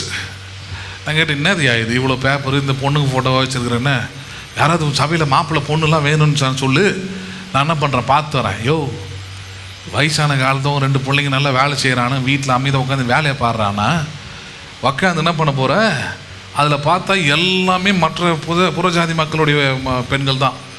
நான் கேட்டேன், உன் சபையில் இருக்குதுன்னு கேட்டேன், என்னது இதெல்லாம் அப்படின்னு கேட்டா, ஞானஸ்நானம் கொடுத்துக்கலாம், அதெல்லாம் பெரிய விஷயம் இல்லை. அதை நினச்சேன், நீலாம் ஒரு ஆள், உன்னை வச்சுன்னு ஒருத்தன் சபை நடத்துகிறான், அவன் பேச்செல்லாம் பேசிக்கிட்டு என்கிட்ட நீ வர. அதனால தான் இந்த வயசு ரெஸ்ட் எடுக்க வேண்டிய காலத்தை ஓடிட்டு இருக்கிறேன் நாய் மாதிரி. ரெஸ்ட் எடுக்கணும் ஏன் இந்த டைமில் நீ? எங்கள் அப்பா போய் பாரு, நல்ல ஏசி ரூமில் நல்ல பேர குழந்தைங்களோட, இப்போ புதுசாக 3 கோழிங்களை வர வாங்கி விட்டுருக்குறேன், அதையும் பார்த்துக்கிட்டு அப்படி என்ன பண்ணோம், ஓடிக்கிட்டு இருக்கணும். ஒன்று எக்கி சைக்கிள் மறிச்சிக்கிட்டு உழைக்கிறது தப்புன்னு சொல்ல. நீ இந்த லெவலில் இருந்துக்கிட்டு என்ன பண்ணாத, உபதேசத்தை சத்தியத்தை பழிச்சு பேசாதன்ற, தெரியாமல் பேசாதன்ற, தெரிஞ்சுக்கிட்டு பேசுன்ற. மோசேக்கு ஆண்டவர் ஏன் சொன்னார்? மோசேக்கு என்ன கதைன்றதே தெரிஞ்சுக்கல. மோசே எந்த கடவுளை ஆராதிச்சான்? ஒருவரும் சேரக்கூடாத ஒளியில் வாசம் பண்ணுகிற கடவுளை ஆராதிச்சான். அதனால் அவனை பார்த்து சொல்கிறாரு, இங்கே பாரு, உனக்கு பயபக்தினா என்னன்னு தெரியணும், கடவுள்னா யாருன்னு தெரியணும். ஏன்னா ஈஸியாக கொடுத்தா நீ சாதாரணமாக நினச்சிடும். ஏற்கனவே ஒருத்தனுக்கு அப்படி தான் கொடுத்தேன் நான் ஆதாமுக்கு. அவன் கூடவே உலாவி அவன் கூடவே இருந்தேன். அவன் அசால்ட்டை தூக்கி அடிச்சுட்டு போயிட்டான். இப்போ உணர்த்தணும், கடவுள்லாம் யாரு, கிட்டியே சேர முடியாது, அவர் நான் பாவியாக இருக்கிற அவர் பரிசுத்தமானவராய் இருக்கிறாரு அன்ற பயனும் உனக்கு இருக்கணும், அந்த எண்ணம் வரணும், கடவுள்லாம் யாருன்ற தெளிவு வரணுன்றதுக்காக செய்கிறேன். அந்த செயல்பாடை தான் மோசே கற்றுக் கொடுக்குறார். அந்த செயல்பாடு வரும்போது தான் சொல்கிறாரு, நீ நிற்கிற பூமி என்ன பூமியாக இருக்கிறது? பரிசுத்த பூமியான நான் உங்ககிட்ட பேசிக்கிட்டு இருக்கிறேன்.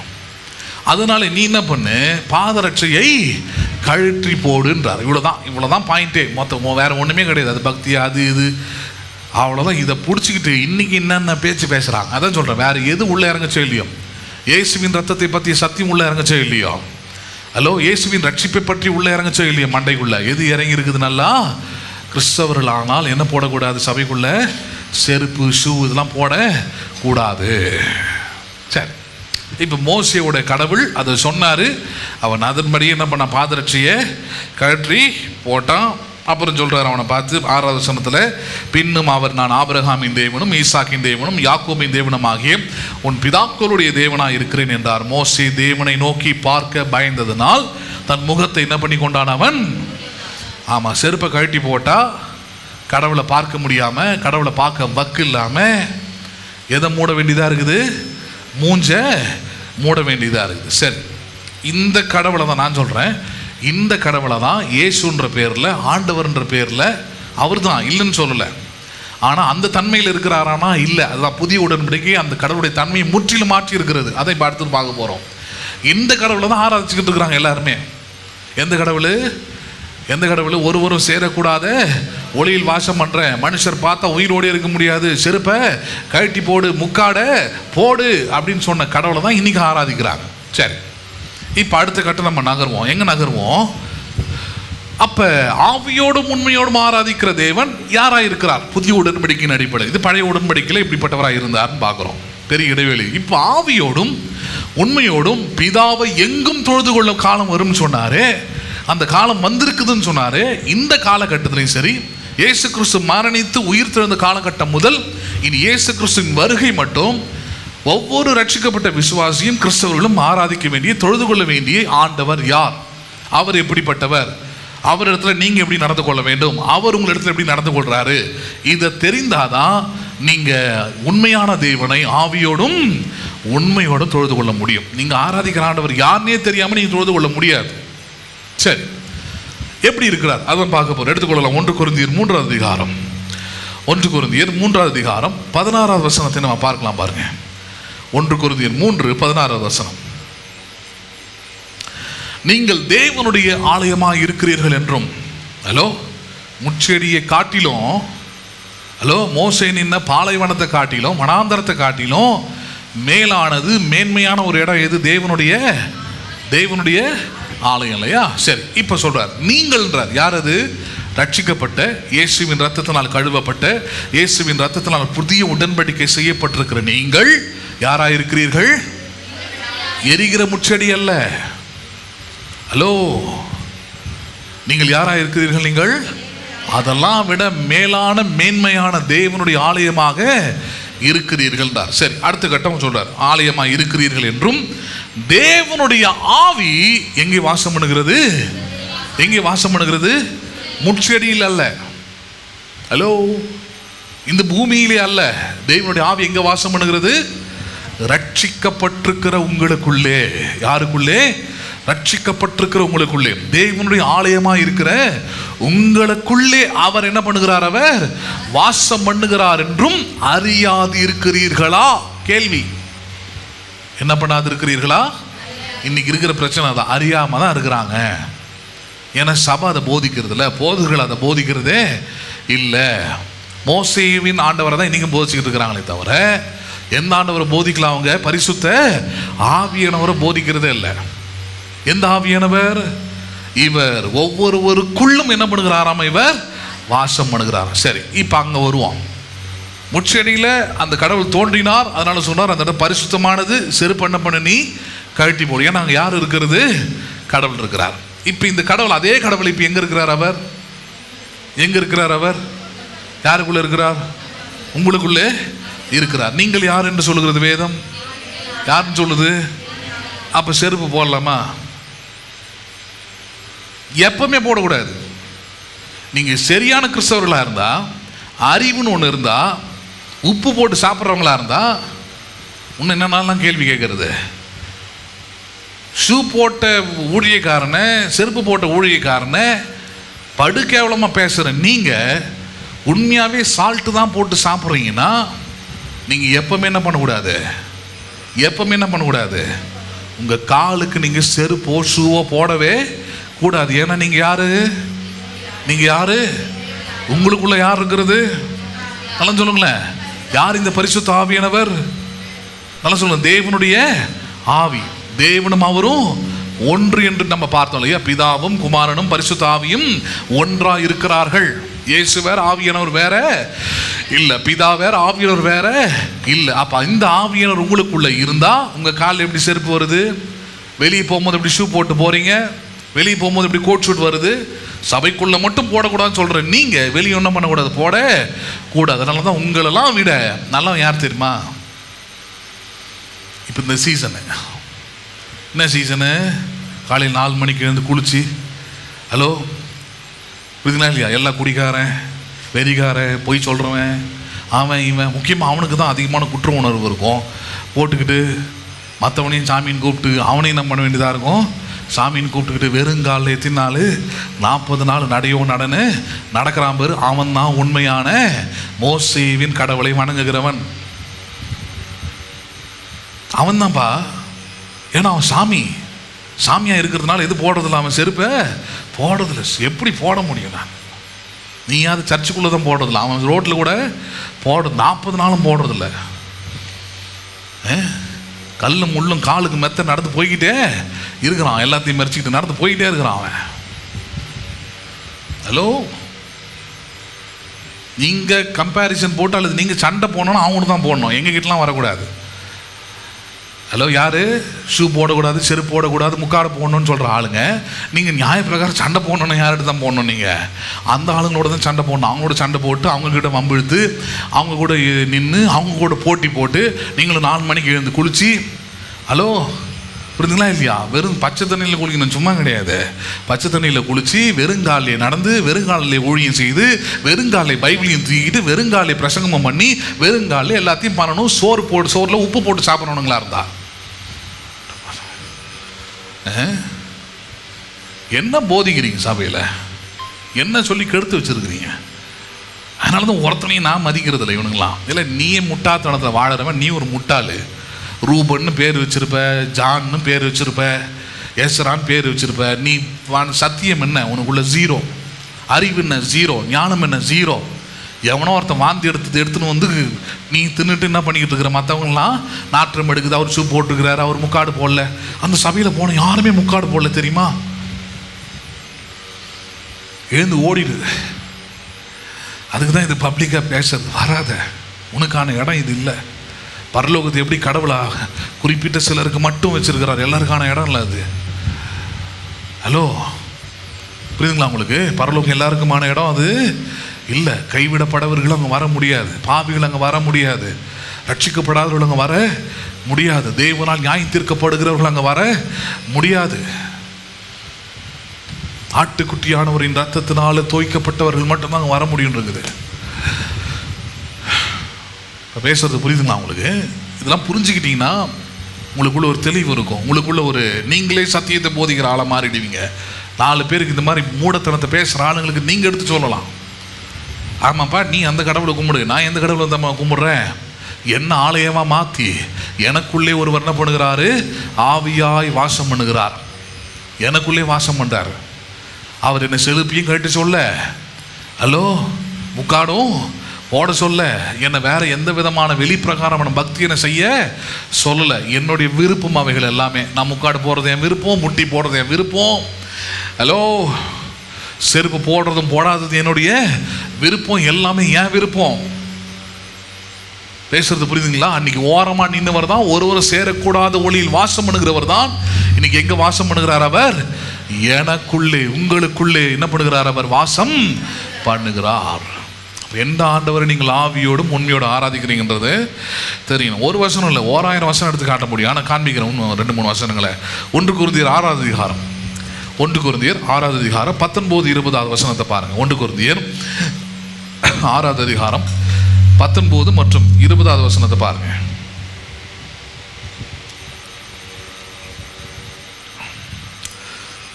இங்க இன்னும் தெளிவா பேசுறாரு. உங்கள் சரீரமானது எதுவானது? உங்கள் சரீரமானது நீங்கள் தேவனாலே பெற்றும் உங்களில் தங்கியும் இருக்கிற பரிசுத்த ஆவியினுடைய ஆலயமாக இருக்கிறது என்றும் நீங்கள் உங்களுடையவர்கள் அல்லவென்றும் அறியீர்களா? ஹலோ, உங்கள் சரீரமானது யாராலே பெற்றது? அது நல்லது சொல்லுங்களேன். வெளியே போடலாம், வெளியே போனால் உங்கள் சரீரம் வந்து உலகத்து உரியது, சபைக்குள்ளே இருக்கும் போது தான் கடவுளுக்குரியதுன்னு இருக்குதா? சபைக்குள்ளே இருந்தாலும் வெளியே இருந்தாலும் சரீரமானது யாருடையது? அது தேவனுக்குரியது. இந்த சரீரத்துக்குள்ளே சபைக்குள்ளே இருந்தாலும் சபைக்கு வெளியே இருந்தாலும் கல்யாணத்தில் இருந்தாலும் வேலை செய்கிற இடத்துல இருந்தாலும் வீட்டில் இருந்தாலும் எங்கே இருந்தாலும் இந்த சரீரத்துக்குள்ளே யார் வாசம் பண்ணுகிறது? பரிசுத்த ஆவியானவருடைய என்னவா இருக்கிறது? ஆலயமாக இருக்கிறதுன்றார். உள்ளம் எதுவாக இருக்கிறது?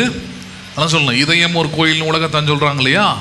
அதுதான் இங்கே சொல்கிறாரு. உங்களுடைய உள்ளம் பரிசுத்த ஆவியானவர் தங்கி வாசம் பண்ணுகிற தேவனுடைய ஆலயம். சரி, பரிசுத்த ஆவியானவர் தங்களுடைய ஆலயம், நீங்கள் உங்களுடையவர்கள் அல்ல என்றும். இப்போ அடுத்த கட்டம் கொண்டு வரார். நீங்கள் யாருடையவர்கள் அல்ல அப்படின்னா உங்கள் இஷ்டத்துக்குன்னு நீங்கள் டிசைன் பண்ண முடியாது உங்கள் லைஃப்பை, உங்கள் வாழ்க்கையை, உங்கள் சரீரத்தை கூடன்றார். ஏன் அப்படி பேசுகிறாரு? அடுத்து ஒரு முக்கியமான ஒரு பாயிண்ட்டை கொண்டு வர்றாரு, அதுக்காக பேசுகிறாரு. அது அடுத்த வசனம் 20 வசனம் என்ன சொல்கிறாரு? கிரயத்திற்கு கொல்லப்பட்டீர்களே. எதிர்கொள்ளப்பட்டீர்களே. ஏன் இந்த சரீரம் கடவுளுடையது, இதுக்குள்ள பரிசுத்த ஆவியானவருடைய ஆலயம்னு சொல்கிறதுனா காரணம் இது வந்து சும்மா கடவுள் வந்து நான் ஒன்றும் வந்து ரட்சித்துட்டேன், நீ ஞானசானம் எடுத்துட்ட, அதனால நீ வந்து என்னுடையவன், நீ வந்து தேவனுடைய ஆலயம், நீ வந்து பரிசுத்த ஆவியினுடைய ஆலயம் பேசலை. ஹலோ, அதை தாண்டி என்ன பேசுகிறாரு? உன்னை விலை கொடுத்து நான் வாங்கியிருக்கிறேன்றார். எப்படி வாங்கியிருக்கிறேன் நான் அப்படின்னா, நீ தேவனுடைய ஆலயமாக இருப்பதற்கும் உனக்குள்ளே பரிசுத்த ஆவியானவர் தங்குவதற்குமான வேலையை நான் கொடுத்துருக்கிறேன். வேலையை என்ன பண்ணியிருக்கிறேன்? ஏன்னா உன்னால் கொடுக்க முடியாதுன்றதுனால அதை கொடுத்துருக்கு. எப்படி கொடுத்தாரு? தம்முடைய குமாரனை அனுப்பி கல்வாரி சிலுவையில் அவரை ரத்தம் சிந்த வைத்து அந்த ரத்தத்தை தான் விலையாக கொடுத்திருக்கிறார். ஜீவனை விலையாக கொடுத்து நம்மை யாராக மாற்றியிருக்கிறார்? தேவனுடைய ஆலயமாக மாற்றியிருக்கிறார். அப்போ அதனால தான் இந்த உடம்புல வந்து நான் வெள்ளச்சொக்கை போட்டுக்கிட்டு தான் நான் கிறிஸ்தவன் காட்ட வேண்டிய அவசியம் எனக்கு இல்லை. ஏன்னா என் சரீரமே யாருடைய ஆலயம்? அது நான் ட்ரெஸ்ஸு போட்டிருந்தாலும் சரி, போடா கட்டியும் சரி, ஜெயின் சாமியார் மாதிரி மொத்தமாக அவுத்து போட்டே சுற்றினாலும் சரி, என் சரீரம் யாருடைய ஆலயம்? அது நல்லா சொல்லுங்களேன். பாதி பேர் செத்துருவானுங்க இதெல்லாம் கேட்டானுங்கண்ணா. இன்னைக்கு இல்லை, என்றைக்குமே தான் பேச போகிறேன். உன் சரீரம் யாருடைய ஆலயம்? அது உடையை வைத்து நீ தேவனுடைய ஆலயம் அல்ல. அதான் பேச வரேன். எதை வைத்து தேவனுடைய ஆலயம் அல்ல? நீ வந்து சரியான உடையை உடுத்திருக்க வேண்டும், இந்த கட்டிங்கை பண்ணியிருக்கணும், இவ்வளோ நீளமாக இருந்திருக்கணும், இவ்வளோ அகலமாக இருந்திருக்கணும். அதை வைத்து என்னுடைய சரீரம் அல்ல. இந்த சரீரம் தேவனுடைய ஆலயம் என்பது எப்படி? அவர் இதற்காக கிரியத்தை செலுத்தியிருக்கிறார். அவர் இதற்காக எதை செலுத்தியிருக்கிறார்? அவர் கிரியத்தை செலுத்தி இந்த சரீரத்தை தேவனுடைய ஆலயம் என்கிற அங்கீகாரத்தை வாங்கி கொடுத்துருக்கிறாரு. எனக்கு எது சரியானதா தோணுதோ, எனக்கு எது நல்லதுன்னு தோணுதோ, எனக்கு எது கண்ணியமாக தோணுதோ, அந்த உடைய அந்த காரியத்தை நான் என் சரீரத்துக்கு என்ன பண்ணிக்கிறேன்? செய்து கொள்கிறேன். அதுக்கு ஆண்டவரே எதிர்ப்பு இல்லை. அதற்கு யாரும் எதிர்ப்பு கிடையாது, ஆண்டவரே எதிர்ப்பு கிடையாது. பேசுறது புரியுதுங்களா உங்களுக்கு? 70-80 வயசு கடந்து ஒரு அம்மா அமெரிக்காவில் பிரசங்கம் பண்ணிட்டு இருக்குது. ஒரு பெண்மணி பிரசங்கம் பண்ணிட்டு இருக்கிறாங்க, ஜாய்ஸ் மேயர். அந்த அம்மா இன்னைக்கு வரைக்கும் ஃப்ராக் தான் போடுது. ஹலோ, பேசுறது புரியுதுங்களா இல்லையா? கால் மேலே கால் போட்டு உக்காரும் போது முட்டி வரைக்கும் எதுவுமே இருக்காது. அதுக்காக அங்கே யாருக்கும் ரட்சிப்பை ஆண்டவர் வெளிப்படுத்தலையா? அந்த அம்மா மூலியமா ஒன்றுமே ஊழியமே நடக்கலையா? உலகம் முழுவதும் இயேசுவின் நாமத்தை அந்த அம்மா கொண்டு போயிட்டு இருக்குது. உலகம் முழுவதும், சென்னையில், ஹைதராபாத்லையுமே, நம்ம இந்தியாவில் சென்னையில், ஹைதராபாத்தில், பெங்களூரில், டெல்லியில், எல்லா இடத்துலையுமே ஆஃபீஸ் வச்சுருக்குது அந்த அம்மா. பேசுறதுக்கு யாருமே அந்த மாதிரி பண்ண முடியாது ஊழியத்தை. அந்த மாதிரி பண்ணிக்கிட்டு இருக்குது அந்த அம்மா. ஏன்? தெளிவாக இருக்குது அந்த அம்மா. என் சரீரம் தேவனுடைய ஆலயம். என் உடை தீர்மானிக்கிறதுல இது தேவனுடைய ஆலயமா இல்லைன்றதுல. எது தீர்மானித்தது? இயேசுவின் ரத்தம் தீர்மானித்தது. எது தீர்மானித்தது? இயேசுவின் சிந்தப்பட்ட ரத்தம் தீர்மானித்தது. என் சரீரம் தேவனுடைய ஆலயமா இல்லையான்றத. அதனால தான் சொல்றாரு, கிரயத்திற்கு, கிரயம்னா உங்களுக்கு புரியுது, நீங்கள் வேலை கொடுத்து வாங்கப்பட்டீர்களே என்றார் சொல்லிட்டு சொல்றாரு. ஆகையால் தேவனுக்கு உடைமைகள் ஆகியும் சரீரத்தினாலும் உங்கள் ஆவியினாலும் தேவனை என்ன பண்ணுங்கள், நீங்கள் மகிமைப்படுத்துகின்றார். இப்ப இந்த சரீரம் தேவனுடையது, கடவுளுடைய சரீரம், கடவுளுடைய ஆலயமா இப்ப அதை கடவுள் பார்க்கிறாரு.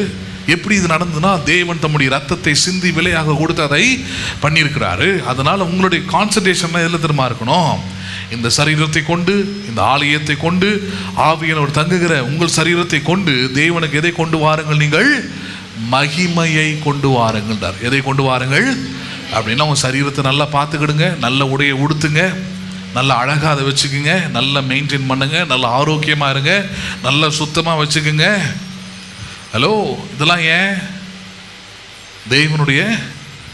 தேவனுடைய குளிக்கிறாங்களோ இல்லையோ, சில ஆள்லாம் பார்த்தீங்கன்னா வீட்டு பூஜாரியும் அவ்வளோ க்ளீனாக வச்சுருப்பாங்க, மங்களகரமாக இருக்கும். ஹலோ, ஊதுபத்தி இது புகை வரும், சாம்பிராணி புகை வரும், மல்லிப்பூ தொங்கும், புரியுதுங்களா இல்லையா? கலகலகலன்னு ஒரு சவுண்டு வரும். எல்லாமே எங்கேருந்து வருது? அந்த மாதிரி தான் உங்களை வச்சுக்க சொல்கிறார். ஹலோ, ஏன்னா அந்த பிரச்சனைலாம் வர போகுது. முத்தி போயிடுச்சுன்னா ரொம்ப லூஸ் ஆகிடுவானுங்க பாருங்க. பைத்தியம் முத்தி போயிடும் அவனுங்களுக்கு. டை ஏன் அடிக்கிறன்றார் ஒருத்தர். ஹேர் கலரிங் எப்படி பண்ணலாம்? அவன் வாலிய பையன் கருப்பாகவே பார்த்து பழகிட்டான். சரி, கொஞ்சம் வித்தியாசமாக இருக்கட்டுமே, ப்ரௌன் கலரில். இப்போ நானும் ஃபயர்லாம் விட்றானுங்க. நான் கொஞ்சம் சீக்கிரமாக பிறந்துட்டேன், நான் கொஞ்சம் லேட்டாக பிறந்திருந்தோம், அதெல்லாம் அனுபவிச்சிருக்கலாம். நம்மளை சீக்கிரமாக பிறக்க விட்டதுனால அதெல்லாம் அனுபவிக்க முடியாமல் போயிடுச்சு. சரி, பையன் வளரும்போது அவங்ககிட்ட பண்ண சொல்ல வேண்டியதுதான். செய்ய முடியாது, அது பார்த்தாது. ஆமாம், ஃபயர்லாம் விட்றானுங்க. பின்னாடி ஃபுல்லாக கருப்பாக இருக்குது, முன்னாடி மட்டும் நெருப்பு எறிகிற மாதிரி இருக்குது. முன்னாடி பார்த்தா தான் தெரியுது. ஆமாம், பெயிண்டிங்கு, கலரு. பூமர்ஸ் எல்லாரும் எரிகிறாங்க. கருப்பம் என்ன தலை இது? பூமர்ஸ்னால் என்ன தெரியுமா? அது வேறு சொல்லிவிடுவோம். அதெல்லாம் எவ்வளோ பேர் கெட்ட வார்த்தை பேசிட்டாருன்னுவானுங்க. அது வேறு இவனுங்கிட்ட எதையும் தெரிஞ்சு தொலைக்க மாட்டானுங்க. பூமர்னா என்ன? அதான் தெரியுமா தெரியாதா? அது ஒரு பபுள் கம் அது. சரி, அவன் அதுதான் சொல்கிறான். பூமர்னா என்ன? மென்னதையே மென்னிக்கிட்டே இருக்குது. எது வரைக்கும்? வாய் வலிக்கிற வரைக்கும், சக்கை ஆகிற வரைக்கும், அதில் இருக்கிற டேஸ்ட்டு போகிற வரைக்கும் மென்னுட்டு. சரி, அவ்வளோ நேரம் வாயில் வச்சு மென்னல மென்னுட்டு கடைசியாக பார்த்தீங்கன்னா காவாயிலையோ குப்பையிலையோ எங்கே என்ன பண்ணுவோம், துப்பிட்டு போயிட்டே இருப்பான். இவன் பூமருக்கு அவ்வளோதான் வேலையே. அதே போல் தான் சிலருடைய கோட்பாடுகள், சிலருடைய தத்துவங்கள், சிலருடைய ஒழுக்கங்கள் எல்லாம் பூமர் தான். மெல்லுன்னு மென்னுட்டு இவனுங்களுக்குன்னு வரும்போது என்ன பண்ணுவானு, துப்பிட்டு போயினே இருப்பானுங்க. அதனால தான் இவனுக்கு பூமர் பேச்சு கேட்குறதே இல்லை. ஹலோ, நிறைய இருக்கிறானுங்க உலகத்தில். கிறிஸ்தவத்தில் நிறைய பூமர் பாய்ஸ் இருக்கிறானுங்க. இவங்க வேலையாக தான் பாருங்க. எப்போ பார்த்தாலும் அவன் சரியில்லை, இவன் சரியில்லை, ஏன் கேட்டால் அவன் முடி அப்படி இருக்குது, அந்த பொம்பளை அப்படி ட்ரெஸ்ஸு போடணும் வந்துட்டா, பேண்ட்டு போடாமல் வரான், எல்லாத்தையும் கவனிக்கிறாங்க. செருப்பில் அந்த மாதிரி போட்டுன்னு வந்தா, இந்த மாதிரி ஹீல்ஸ் எவ்வளோ பெருசு தெரியுமா? ஹீல்ஸ் உனுங்க அவன் போட்டு நடக்கிறான், நீ நட பார்ப்போம். அவனுக்கு கால் நல்லா இருக்குது, போட்டு நடக்கிறாங்க. பேசுறது புரியுதுங்களா இல்லையா? அதான் சொல்லலையே, சொட்ட மண்டிக்கு எதுவும் தேவைப்படாது. அதுக்காக என் தலை சொட்டையாக இருக்குது, இனிமேல் எவனும் சீப்பு வைக்கக்கூடாது, எண்ணெய் வைக்கக்கூடாது, ஷாம்பு வைக்கக்கூடாது, ஹேர் கலர் வைக்கக்கூடாதுன்னு சொல்ல முடியுமா? உன் தலை சொட்டையாக இருந்தால் மூடிக்கிட்டு போயிட்டே இருக்கு. முடி இருக்கிறவன் வாங்குவான், சீப்பு வாங்குவான், ஷாம்பு வாங்குவான், கலரிங் வாங்குவான், அடிப்பான். வயிறு எறிக்கலாம், அப்படி ஓரமாக போய் வயிறு எரிஞ்சிக்கிட்டே இருக்கிறதுலாம் ஒன்றும் கொட்டட்டும் எல்லாம். கிறிஸ்தவத்துக்குள்ளே இதெல்லாம் நான் சொல்கிறேன். கிறிஸ்தவன்ற பேரில் இந்த கூத்து தான் நடக்குது. ஊழியக்காரனா அதுக்கு ஒரு உடை தேவையில்லையா? போலீஸுக்கு ஒரு உடை இருக்குது, டாக்டருக்கு ஒரு உடை இருக்குது, எல்லாருக்கும் உடைய இருக்குதான். நீங்கள் போய் பாருங்கள், இந்த ஹாஸ்பிட்டல்லாம் பாருங்களேன், ஆச்சரியமாக இருக்கும். எனக்கு தெரிஞ்சு எந்த டாக்டர்ஸுமே கோட்டு போட்டு நான் பார்த்ததே இல்லை. கோட்டு போடுறவன் எல்லாம் யாருன்னு பாருங்களேன், சொன்னால் கோவம் வேறு வரும் பாதி பேருக்கு. அந்த வேலைக்கு இலக்காரணமாக நினைக்கிறீங்களா? அம்மா, கோட்டு போடுறவன் எல்லாமே பார்த்தீங்கன்னா நிறைய பேர் டாக்டர் நினச்சி பேசின்னு இருப்பான். அங்கே எடுபடி வேலை பார்த்துங்கிறான். அந்த ட்ரே திரும்பி அங்கே வைக்கிறது, அந்த பிளட் திரும்பி அங்கே கொடுக்குற அந்த வேலை தான் பார்த்துட்டு இருப்பான். 5 வருஷம் படிச்சுட்டு வர வரையும் கோட்டை கழட்டி போட்டு வெறும் ஒரு ஷர்ட்டு பேண்ட்டில் உட்காந்து எழுதின்னு உட்காந்துருப்பார். இவன் வந்த உடனே இவ்வளோ வேர்வையில் என்ன பண்ணுவான், தூக்கி போட்டுக்கிட்டு அப்படி நிற்பான்.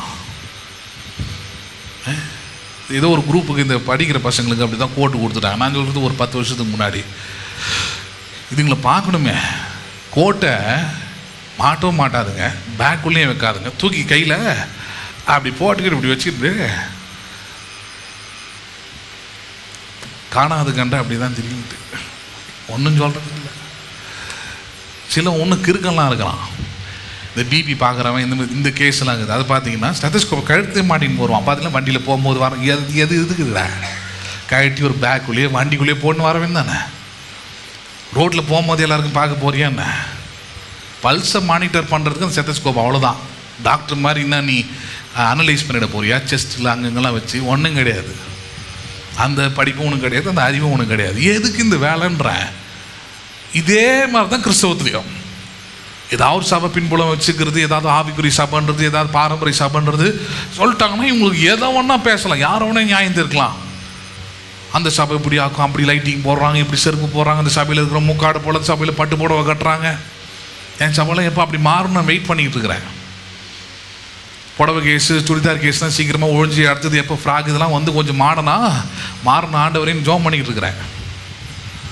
ஏன்னா பல பிரசங்கத்தை பண்ண முடியல, என்னால் வெளிப்படையே பேச முடியல. பேசினா அதுக்கு என்ன ஆகுமோ தெரில. இதுக்கே பாதி பேருக்கு என்னென்ன ஆயிருக்கும் தெரியுமா? உங்களெல்லாம் குறைய சொல்லலை, குற்றமாக சொல்ல. உங்கள் பிள்ளைங்களை அப்படி மாற்றிடாதீங்க. நீங்கள் அப்போ பூமராக இருந்துட்டீங்க, வந்துட்டீங்க. உங்கள் பிள்ளைங்களை என்ன பண்ணாதீங்க, நீங்கள் டிசைன் பண்ணாதீங்க தயவுசெய்து. Let God design, let the word of God design. தெய்வோட வசனமும் வார்த்தையும் அவங்கள டிசைன் பண்ணட்டும். அவங்களாவது உருப்பட விடுங்க, அவங்களாவது இந்த உலகத்தில் சிறந்ததை அனுபவிக்க விடுங்க, உயர்ந்த இடத்துல அவங்கள ஏறி போக விடுங்க. அவங்கள பேசுறது புரியுதா? பிடிச்சி இழுத்துறாதீங்க. உங்கள் கலாச்சாரம், பண்பாடு, அது இது கடவுள் பிள்ளைங்கன்ற பேரில் இழுக்காதீங்க.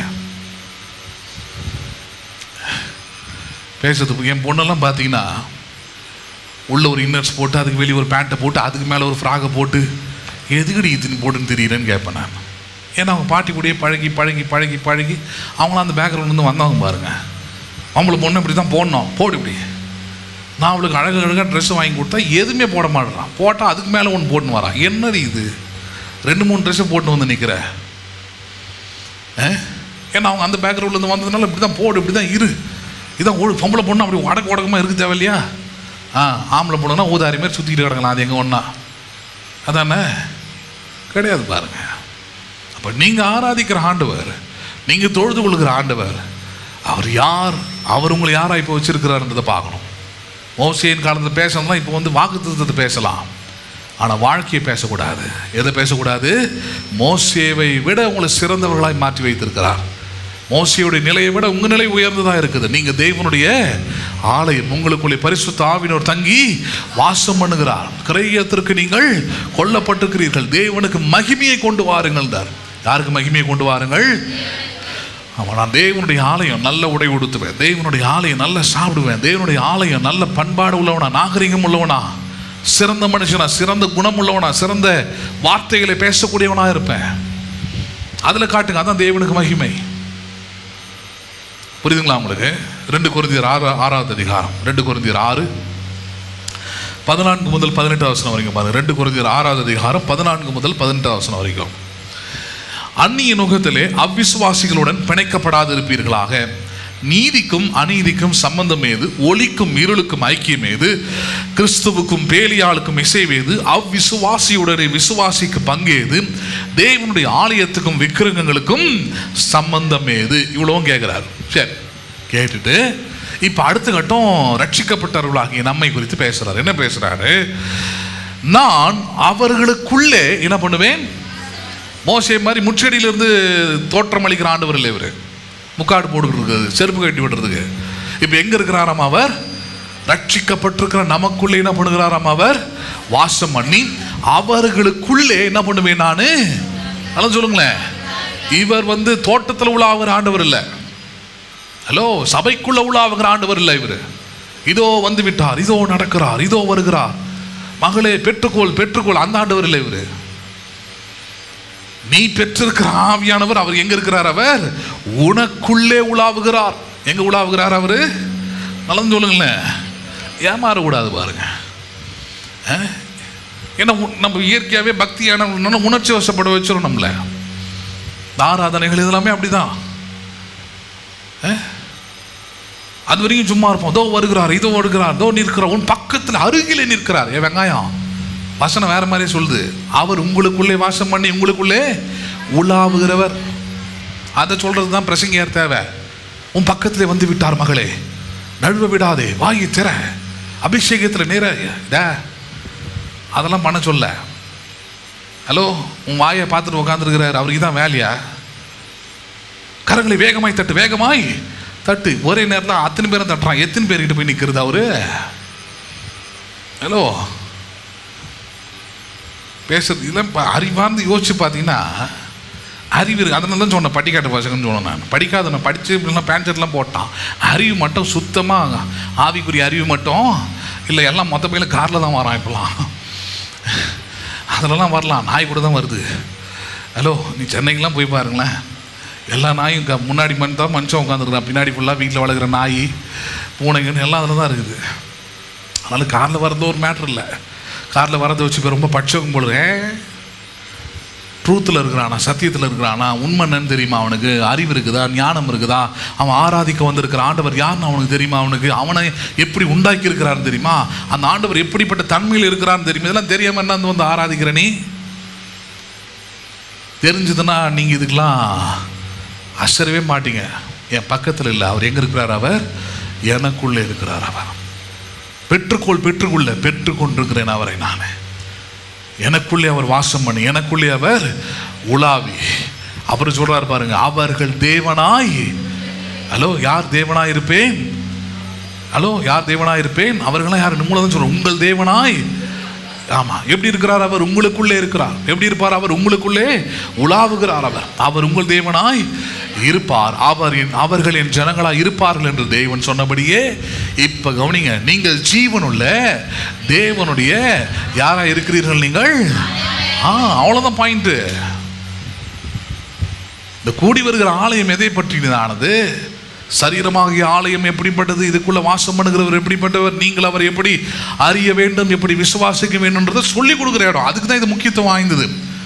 அதுக்கு தான் இப்போ கோடி கோடியாக போட்டு செலவு பண்ணி பெருசாக என்னென்னவோ ஃபெசிலிட்டி போட்டு சபையை கட்டுறாங்க. ஹலோ, ஃப்யூச்சரில் நம்மளும் தான் கட்ட போகிறோம், கட்டி தான் ஆகணும், வேறு வழி கிடையாது. ஏன் செலவுன்னு கேட்கக்கூடாது. ஏன் செலவுன்னு கேட்டிங்கன்னா, இன்னைக்கு பாதி கடை அடிக்குது ரோட்டில். ஏன் அடிக்குது?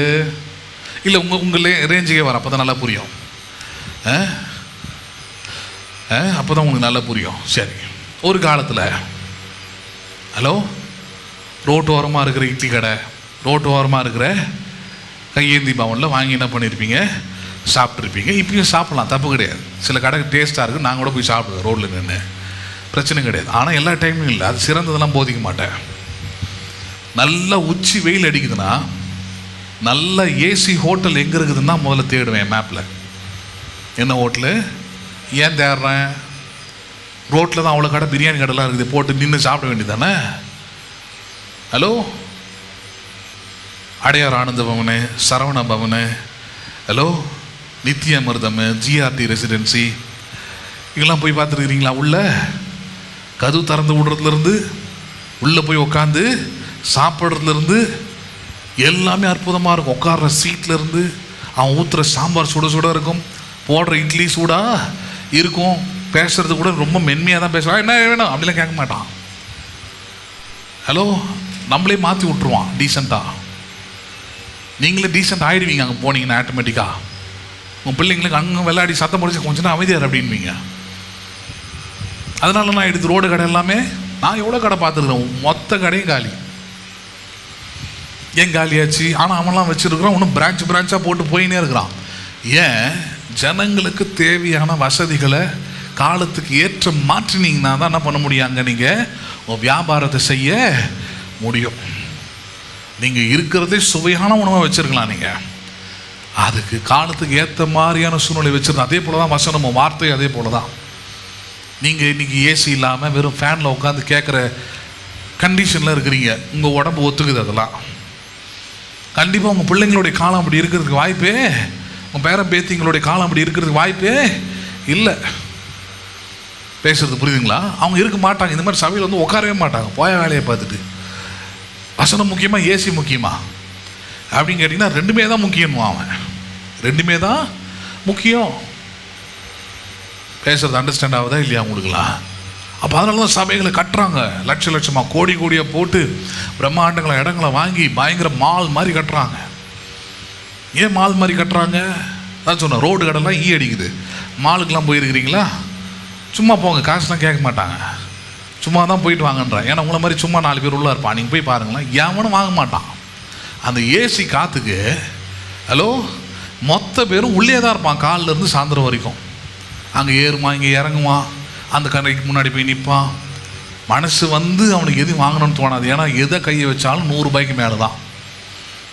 பொண்ணோடு கூட வந்துட்டானா, ஏதாவது கேர்ள் ஃப்ரெண்டு அது கூப்பிட்டு வந்தானா கொஞ்சம் செலவு பண்ணுவானே தவிர, தியாகம் பண்ணுவானே தவிர, அவளுக்கு வாங்கி கொடுத்துட்டு அந்த வாயை ஆண் பார்த்துட்டு உட்காந்துருப்பானே தவிர, ஏன்னா 2 பேர் வாங்கி சாப்பிட்ற அளவுக்கு அங்கே இருக்காது. 2 பேருக்கு செலவு பண்ணால் முடிஞ்சு போச்சு அவங்க கதை.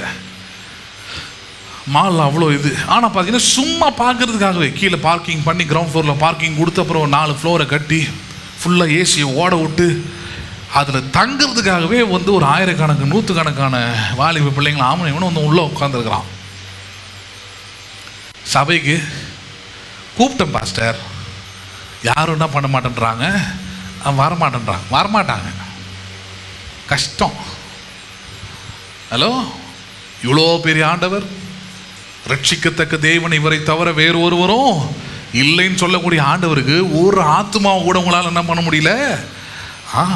அதுக்கு தான் இன்ஃப்ராஸ்ட்ரக்சர் டெவலப்மெண்ட்டு. செலவு ஏன்? இதெல்லாம் இன்னத்துக்கு? பேசுறது புரியுதுங்களா உங்களுக்கு? அப்போ அதனால தான் பாருங்கள், இந்த பழமைவாதம், இந்த பழமை காரியங்கள்லாம் செட்டே ஆகாது, ரொம்ப நாள் அவங்க கதை ஓடாது.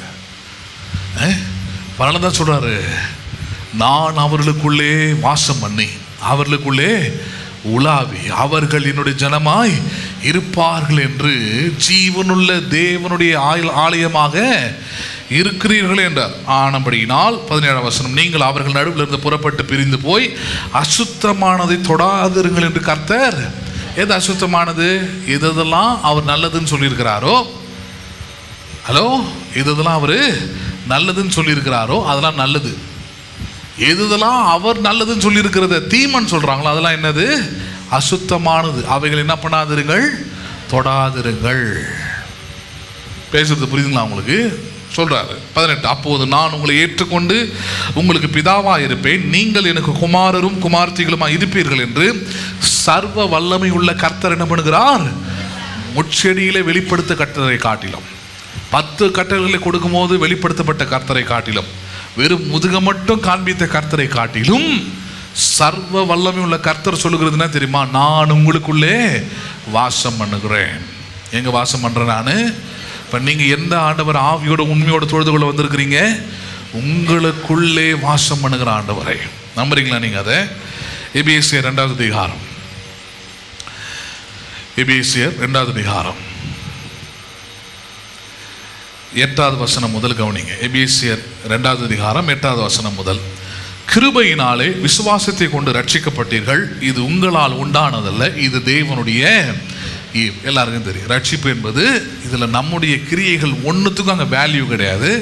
யாருடைய ஈவாக இருக்குது? அது ஈவனா கிஃப்ட். யாருடைய கிஃப்ட்? அது தேவன் தந்த கிஃப்ட்டு. நீ மேன்மை பாராட்டுறதுக்கு ஒன்றுமே இல்லைன்றார். 9வது வசனம், ஒருவரும் பெருமை பாராட்டாதபடிக்கு இது கிரியைகளினால் உண்டானதல்ல, ஏனெனில் நற்கிரியைகளை செய்கிறதற்கு நாம் கிறிஸ்து இயேசுவுக்குள் சிருஷ்டிக்கப்பட்டு தேவனுடைய செய்கையாய் இருக்கிறோம். அவைகளில் நாம் நடக்கும்படி அவர் முன்னதாக அவைகளை ஆயத்தம் பண்ணியிருக்கிறார். ஆனபடியினால் முன்னே மாம்சத்தின்படி புறஜாதியாராய் இருந்த மாம்சத்தில் கையினாலே செய்யப்படுகிற விருத்த சேதனம் இல்லாதவர்கள் எனப்பட்ட நீங்கள் அக்காலத்திலே கிறிஸ்துவை சேராதவர்களும் இஸ்ரவேலுடைய காணியாட்சிக்கு புறம்பானவர்களும் வாக்குத்தத்தத்தின் உடன்படிக்கைகளுக்கு அந்நியரும் நம்பிக்கை இல்லாதவர்களும் இவ்வுலகத்தில் தேவனற்றவர்களுமாய் இருந்தீர்கள் என்று நினைத்துக் கொள்ளுங்கள். முன்னே தூரமாய் இருந்த நீங்கள் இப்பொழுது கிறிஸ்து இயேசுவுக்குள் கிறிஸ்துவின் இரத்தத்தினாலே என்னானீர்கள். நீங்கள் இப்பொழுது சொல்றாரு, முன்ன அதாவது மோசேயின் காலத்தில் இருந்த கடவுள் உங்களை ஒதுக்கி வச்சிருந்தாரு, உங்களை பிரித்து வச்சிருந்தார். ஏனென்றால் தன்னுடைய மகிமையை வெளிப்படுத்தும்படியாக. ஆனா இப்ப என்ன ஆயிடுச்சு? இயேசு கிறிஸ்துவின் ரத்தத்தினாலே இயேசு கிறிஸ்து இந்த உலகத்தில் பிறந்து வளர்ந்து 33 வருஷம் வாழ்ந்து அதில் 3 வருஷம் ஊழியத்தை முடிச்சு கட்டங்கடைசியா அவர் சிலுவையிலே தன்னுடைய ஜீவனை கொடுக்க தன்னுடைய ரத்தத்தை சிந்தினாரே, அவர் சிந்தின ரத்தத்தினாலே இப்பொழுது நீங்கள் முன்னே தூரமாக இருந்த நீங்கள் இப்பொழுது நான் இருக்கிறீர்கள். நீங்கள் சமீபமாயிட்டீங்க. எந்த அளவுக்கு சமீபமோ அவர் உங்களுக்குள்ளே வாசம் பண்ற அளவுக்கு சமீபமாயிட்டீங்க. அப்ப எந்த ஆண்டவரை பிரசங்கிக்கணும்? அப்ப எந்த ஆண்டவரை தொழுது கொள்ளணும்? முச்செடியின் ஆண்டவர் அல்ல. எந்த ஆண்டவரை? உங்களுக்குள்ளே வாசம் பண்ணுகிற ஆண்டவர். முன்ன தூரமாக இருந்த நீங்கள் இப்பொழுது என்ன இருக்கிறீர்கள்? இயேசுவின் ரத்தத்தை விசுவாசிக்கிறீங்கன்னா நீங்க என்ன ஆயிட்டீங்க? இப்ப சமீபம் ஆயிட்டீங்க. எந்த அளவுக்கு சமீபமோ அவர் உங்களுக்குள்ளே வாசம் பண்ற அளவுக்கு சமீபம். 15 பாருங்க. இப்ப இன்னும் வெளிப்படையா பேசுறாரு. 14, எப்படி எனில் அவரை நம்முடைய சமாதான காரணராகி இரு திரைத்தாரையும் ஒன்றாக்கி பகையாக நின்ற பிரிவினை ஆகிய நடுசுவரை தகர்த்து சட்ட திட்டங்களாகிய நியாய பிரமாணத்தை தம்முடைய மாம்சத்திலே ஒழித்து இரு திரைத்தாரையும் தமக்குள்ளாக ஒரே புதிய மனுஷனாக சிருஷ்டித்து இப்படி சமாதானம் பண்ணி பகையை சிலுவையின் மேல் கொன்று அதனால இரு திரைத்தாரையும் ஒரே சரீரமாக தேவனுக்கு ஒப்புரவாக்கினார். என்ன சொல்றாரு? முன்ன 2 பேரா இருந்தீங்கன்றார். யாரு? கடவுள் வேற, மனுஷன் வேறையா இருந்தது.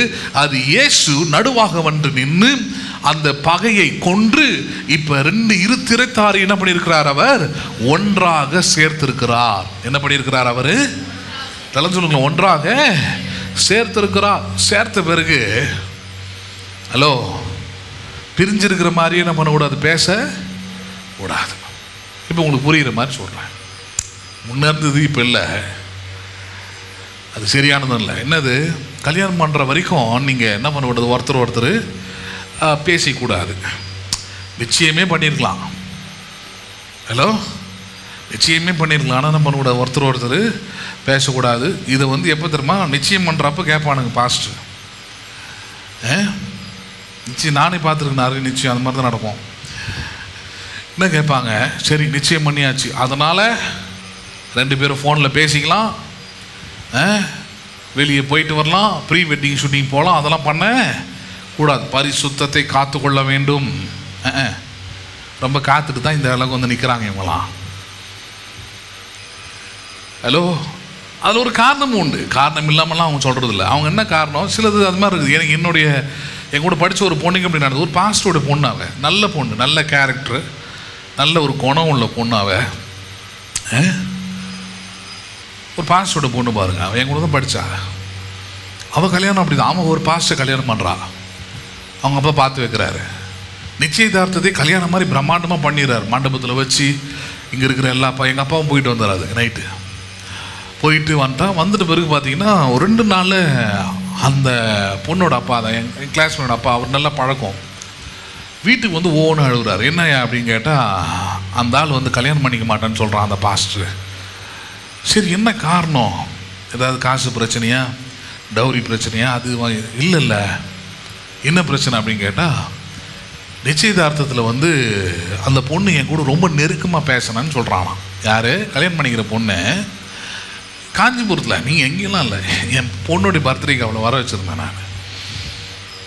வந்துருந்தா அவன் ஒரு பெரிய கேப் மாதிரி அவன்.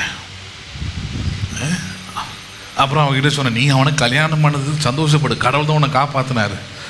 கழுதியின் வாயை திறந்த மாதிரி அவன் வாயை திறந்து கல்யாணம் பண்ண மாட்டேன்னு இப்போ வேறு இடத்துல போய் செட்டில் ஆகிட்டான். நல்லா இருக்கிறான். இப்போ வேறு தேசத்தில் போயிட்டு ஒரு நல்ல ஆளை பார்த்து கல்யாணம் பண்ணி போய் செட்டில் ஆகிட்டான். இந்த தரித்திரம் பிடிச்சவன் இங்கே தரித்திரமாக ஒன்றும் சுற்றிட்டு இருக்கிறான். இங்கே தான் இருக்கிறான் அவன். கல்யாணமாக ஆகல, ஒன்றும் ஆகல. கல்யாணம் ஆன இன்னொரு ஆள் கூட உட்காந்துக்கிட்டு அவங்களோட பழகிக்கிட்டு அங்கேயே சுற்றிக்கிட்டு அப்படியே கிடக்கிறான். அதிர்ச்சியாக இருந்தது பாருங்கள். அதை அவங்க சொல்லும் போது அந்த நாள் இரவு நைட்டு நிச்சயதார்த்தம்லாம் முடிஞ்சு நைட்டு 10:30 மணிக்கு ஃபோன் பண்ணுறான் பாருங்கள். இந்த பொண்ணு எங்கூட ரொம்ப நெருங்கி சிரித்து சிரித்து பேசுகிறா. அவள் இங்கே எப்படி இருப்பானா, வேலையில் எப்படி இருப்பா, வெளியில் எப்படி இருப்பா அப்படின்னு கேட்டுக்கிறான். பாஸ்ட்டு பொண்ணு இத்தனைக்கும் அவனுக்கு முன்னாடி நன்றாக அறிஞ்சு போகணும். நல்ல சாட்சியான குடும்பம் தான் அவங்க. இது நினச்சி அவங்க அம்மா செத்து போனாங்க சீக்கிரமாக. ரொம்ப இளம் வயதில் செத்து போச்சு அந்த அம்மா. அவர் உடம்பு சரியில்லாமல் போயிட்டார். அதுக்கு பின்னாடி 2 தம்பிங்க இருந்தானுங்க பாவம். அவனுங்களுக்கெல்லாம் பெரிய கொடுமை இதெல்லாம். எனக்கு என்னன்னா எதோ சுற்றுது, அதுக்கெல்லாம் ஒன்றும் ஆகலை. இவ்வளோ நல்ல பொண்ணு ஆச்சேவ. எடுத்து தெரிஞ்சு பேச மாட்டா, கோவப்பட மாட்டா, ரொம்ப சாதுவான டைப்பு, ரொம்ப ஏழ்மையிலிருந்து வளர்ந்தவன். எனக்கு நல்ல ஞாபகம் இருக்குது. 4th 5th கூட படிக்கிற பாருங்க. ஊறுகாய் வைப்பா, தக்காளி ஊறுகாயெல்லாம் பாட்டிலில் வீட்டில் செஞ்சு. கஷ்டம், வறுமை. 25 ரூபா 15 ரூபா 17 ரூபா அப்படி போட்டு விற்பா. கிளாஸில் கொண்டு வந்து அந்த மாதிரி வளர்ந்த ஒரு பொண்ணு அவன். அப்போ இந்த மாதிரி பிற்போக்குத்தனமான புத்தி இருக்கிறவங்களாம் இருக்கிறான்றதுனால தான் என்ன சொல்லிடுறாங்க, எப்பா கல்யாணம் பண்ணி வச்சிட்டா பிரியறது கொஞ்சம் யோசிப்பான். அதனால் கல்யாணம் பண்ணிடுற வரைக்கும் கொஞ்சம் என்ன பண்ணுங்க, கொஞ்சம் பச்சை மட்டை எரிக்கிற மாதிரி என்ன பண்ணுங்க நடந்துங்க அப்படின்னு நம்ம ஆளுங்க ஆக்டிங்னு சொல்லி கொடுக்குறாங்க. பேசுறது புரியுதுங்களா உங்களுக்கு? முன்னாடி எதுவும் பேசிடாதீங்க. அவன் ஒரு கற்பனையில் இருப்பான். நீங்கள் பேசி என்ன பண்ணிடாதீங்க, கெடுத்துடாதீங்க. அதனால் கொஞ்சம் அப்படி தள்ளி டிஸ்டன்ஸாக இருந்துட்டிங்கன்னா உங்களுக்கு ரொம்ப பெருசாக நினைப்பாங்கன்றாங்க.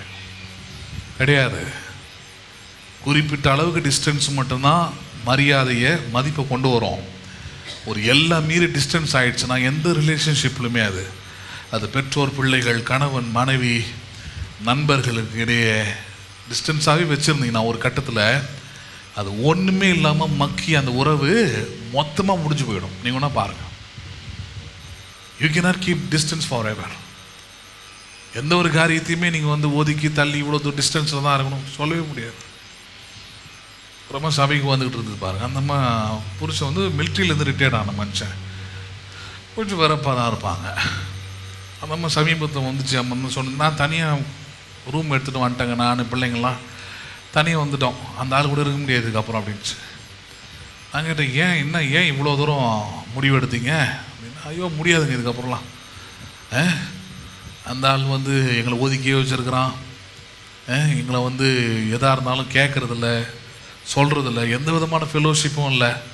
2 பிள்ளைங்களை இப்போ பெற்று எடுத்துட்டேன். இவ்வளோ பெரிய பிள்ளைங்க கல்யாணம் ஆகிற வயசில் இருக்கிறா பொண்ணுலாம். இந்த டைமில் இருந்தாலும் இது மாதிரி நடந்து இன்னும் வலு மோசமாக போகிறதுனால மனசு வெறுத்து போச்சுங்க. இந்த ஆள் கூட இருக்கிற தனியாகவே இருந்துட்டு. அதனால தான் சொல்கிறேன், you cannot keep distance for ever. அதனால தான் கடவுளே அதை யோசிக்கிறார் பாருங்க. ஆமாம், மனுஷனை ஒதுக்கி தூரமாக வச்சுருந்தேன் எதுக்குன்னு என்னை புரியணுன்றதுக்காக. டு அண்டர்ஸ்டாண்ட் மீ, என் லெவல் இது.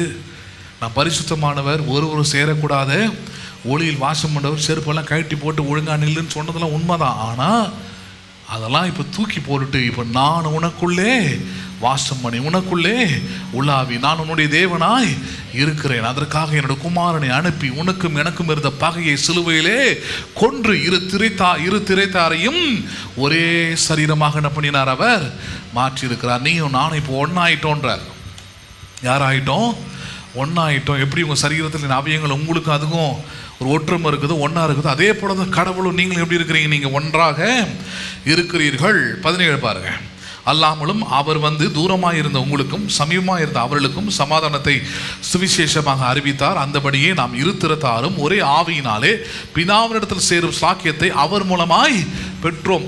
பரிசுத்த ஆவி என்ன பண்ணியிருக்குதா, பிதாவினிடத்தில் சேரும் சாக்கியத்தை பெற்று தந்திருக்கிறது. யாரிடத்தில் சேரும் சாக்கியத்தை? யார்? இந்த பிதா ஒருவரும் சேரக்கூடாத ஒளியில் வாசம் பண்ணுகிற பிதாவினிடத்தில் சேரும் சாக்கியத்தை யார் பெற்றுக் கொடுத்துருக்கிறது? இப்போ நீங்களும் நானும் பெற்றிருக்கிற பரிசுத்த ஆவியானவர் அதை கொடுத்துருக்கிறாருங்க. 19 ஆகையால் நீங்கள் இனி அந்நியரும் பரதேசிகளுமாயிராமல். யாராயிராமல் யாராயிராமல் அந்நியரும் பரதேசிகளும் ஆயிராமல். நீங்க இனிமேல் ஆண்டவருக்கு நீங்கள் அந்நியர் அல்ல, தெய்வீக காரியங்களுக்கு அந்நியர் அல்ல, நீங்கள் பரதேசிகளும் அல்ல. யார் நீங்கள்? பரிசுத்தவான்களோடு கூட ஒரே நகரத்தாரும் தேவனுடைய வீட்டாரமாயிருந்து அப்போஸ்தலர் தீர்க்கதரிசிகள் என்பவர்களுடைய அஸ்திபாரத்தின் மேல் கட்டப்பட்டவர்களுமாய் இருக்கிறீர்கள். அதற்கு கிறிஸ்து தாமே மூளைக்கல்லாய் இருக்கிறார். அவர் மேல் மாளிகை முழுவதும் இசைவாய் இணைக்கப்பட்டு கர்த்தருக்குள் பரிசுத்த ஆலயமாக என்ன சொல்றாரு? வெறும் தேவனுடைய ஆலயம் மட்டும் அல்ல, தேவனுடைய ஆலயமாக இருக்கிற உங்களை தேவனுடைய வசனம், சத்தியம், பரிசுத்த ஆவியானவர் இயேசுவை மூலக்கல்லா வச்சு உங்களை மாளிகையாக கட்டுகிறாராம். எப்படி கட்டுகிறாரா? வாழ்க்கை எப்படி கட்டுகிறாரா? அப்படின்னா மாளிகைக்குள்ள யார் இருப்பா? மாளிகைக்குள்ள யார் இருப்பா? அதனால தான் சொல்றார் வெளிப்படுத்தின விசேஷத்தில், நீங்கள் ராஜாக்களும் ஆசாரியர்களுமா இருக்கிறீங்க. உங்கள் சரீரம், உங்கள் வாழ்க்கை மாளிகையாக இருக்கிறது. அந்த மாளிகைக்கு மூளைக்கல்லே, பில்லர்ஸ் யாரு? இயேசு கிறிஸ்துவாய் இருக்கிறாரு. இதெல்லாம் செஞ்சது யார்? பரிசுத்த ஆவியானவர் செய்கிறாரு. நீங்கள் மாளிகையாக கட்டப்பட்டு வருகிறீர்கள். நம்புறீங்களா? நீங்கள் 22, அவர் மேல் நீங்களும் ஆவியினாலே தேவனுடைய வாசஸ்தலமாக கூட்டி கட்டப்பட்டு வருகிறீர்கள். ஹலோ, ஆவியினாலே தேவனுடைய வாசஸ்தலமா? யாருனாலே? அதனால சொல்ற பரிசுத்த ஆவியினவர் இல்லைன்னா பாருங்க, இந்த மாதிரி வெளிப்பாடு, இந்த மாதிரி சத்தியம், இந்த மாதிரி பிரசங்கம், இந்த மாதிரி கேட்கக்கூடிய உள்ளம் அதெல்லாம் வராது. ஹலோ, இந்த வெளியே மற்ற சபைக்கு போகிற ஆட்களை கொண்டாந்து உட்கார வச்சு இந்த பிரசங்கம் பண்ணனா ஒன்று நேரத்துக்கு கிளம்பி வெளியே போயிருப்பாங்க, இல்லை கல் எடுத்துருப்பாங்க. 2 தான் நடந்துருவோம். இத்தனை வருஷமாக நாங்கள் பின்பற்றிக்கிட்டு வரோம், செருப்பு ஓட போடக்கூடாது, முக்காடு போடணும், அது இதுன்ட்டு எப்படி நீ சொல்லுவியாக்கும்? யோ, பைபிள் அது சொல்லும். எங்கள் பாஸ்டர் சொல்லியிருக்கிறார், நான் 30 வருஷமாக கடைபிடிச்சிக்கிட்டு வரேன்மா. திருத்திக்க மாட்டாங்க, மாற்றிக்க மாட்டாங்க.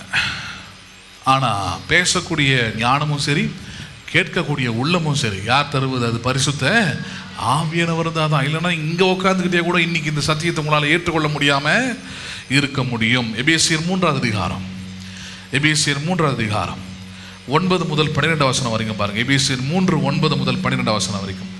தேவன் நம்முடைய கர்த்தராகிய கிறிஸ்து இயேசுவுக்குள் கொண்டிருந்த அனாதி தீர்மானத்தின்படி உன்னதங்களில் உள்ள துரைத்தனங்களும் அதிகாரங்களுக்கும் அவருடைய அனந்த ஞானமானது சபையின் மூலமாக இப்பொழுது தெரிய வரும் பொருட்டாக இயேசு கிறிஸ்துவை கொண்டு எல்லாவற்றையும் சிருஷ்டித்த தேவனுக்குள்ளே ஆதி காலங்கள் முதல் மறைந்திருந்த இரகசியத்தினுடைய ஐக்கியம் இன்னதென்று எல்லோருக்கும் வெளிப்படையாக காண்பிப்பதற்கு இந்த கிருபை எனக்கு அளிக்கப்பட்டிருக்கிறது.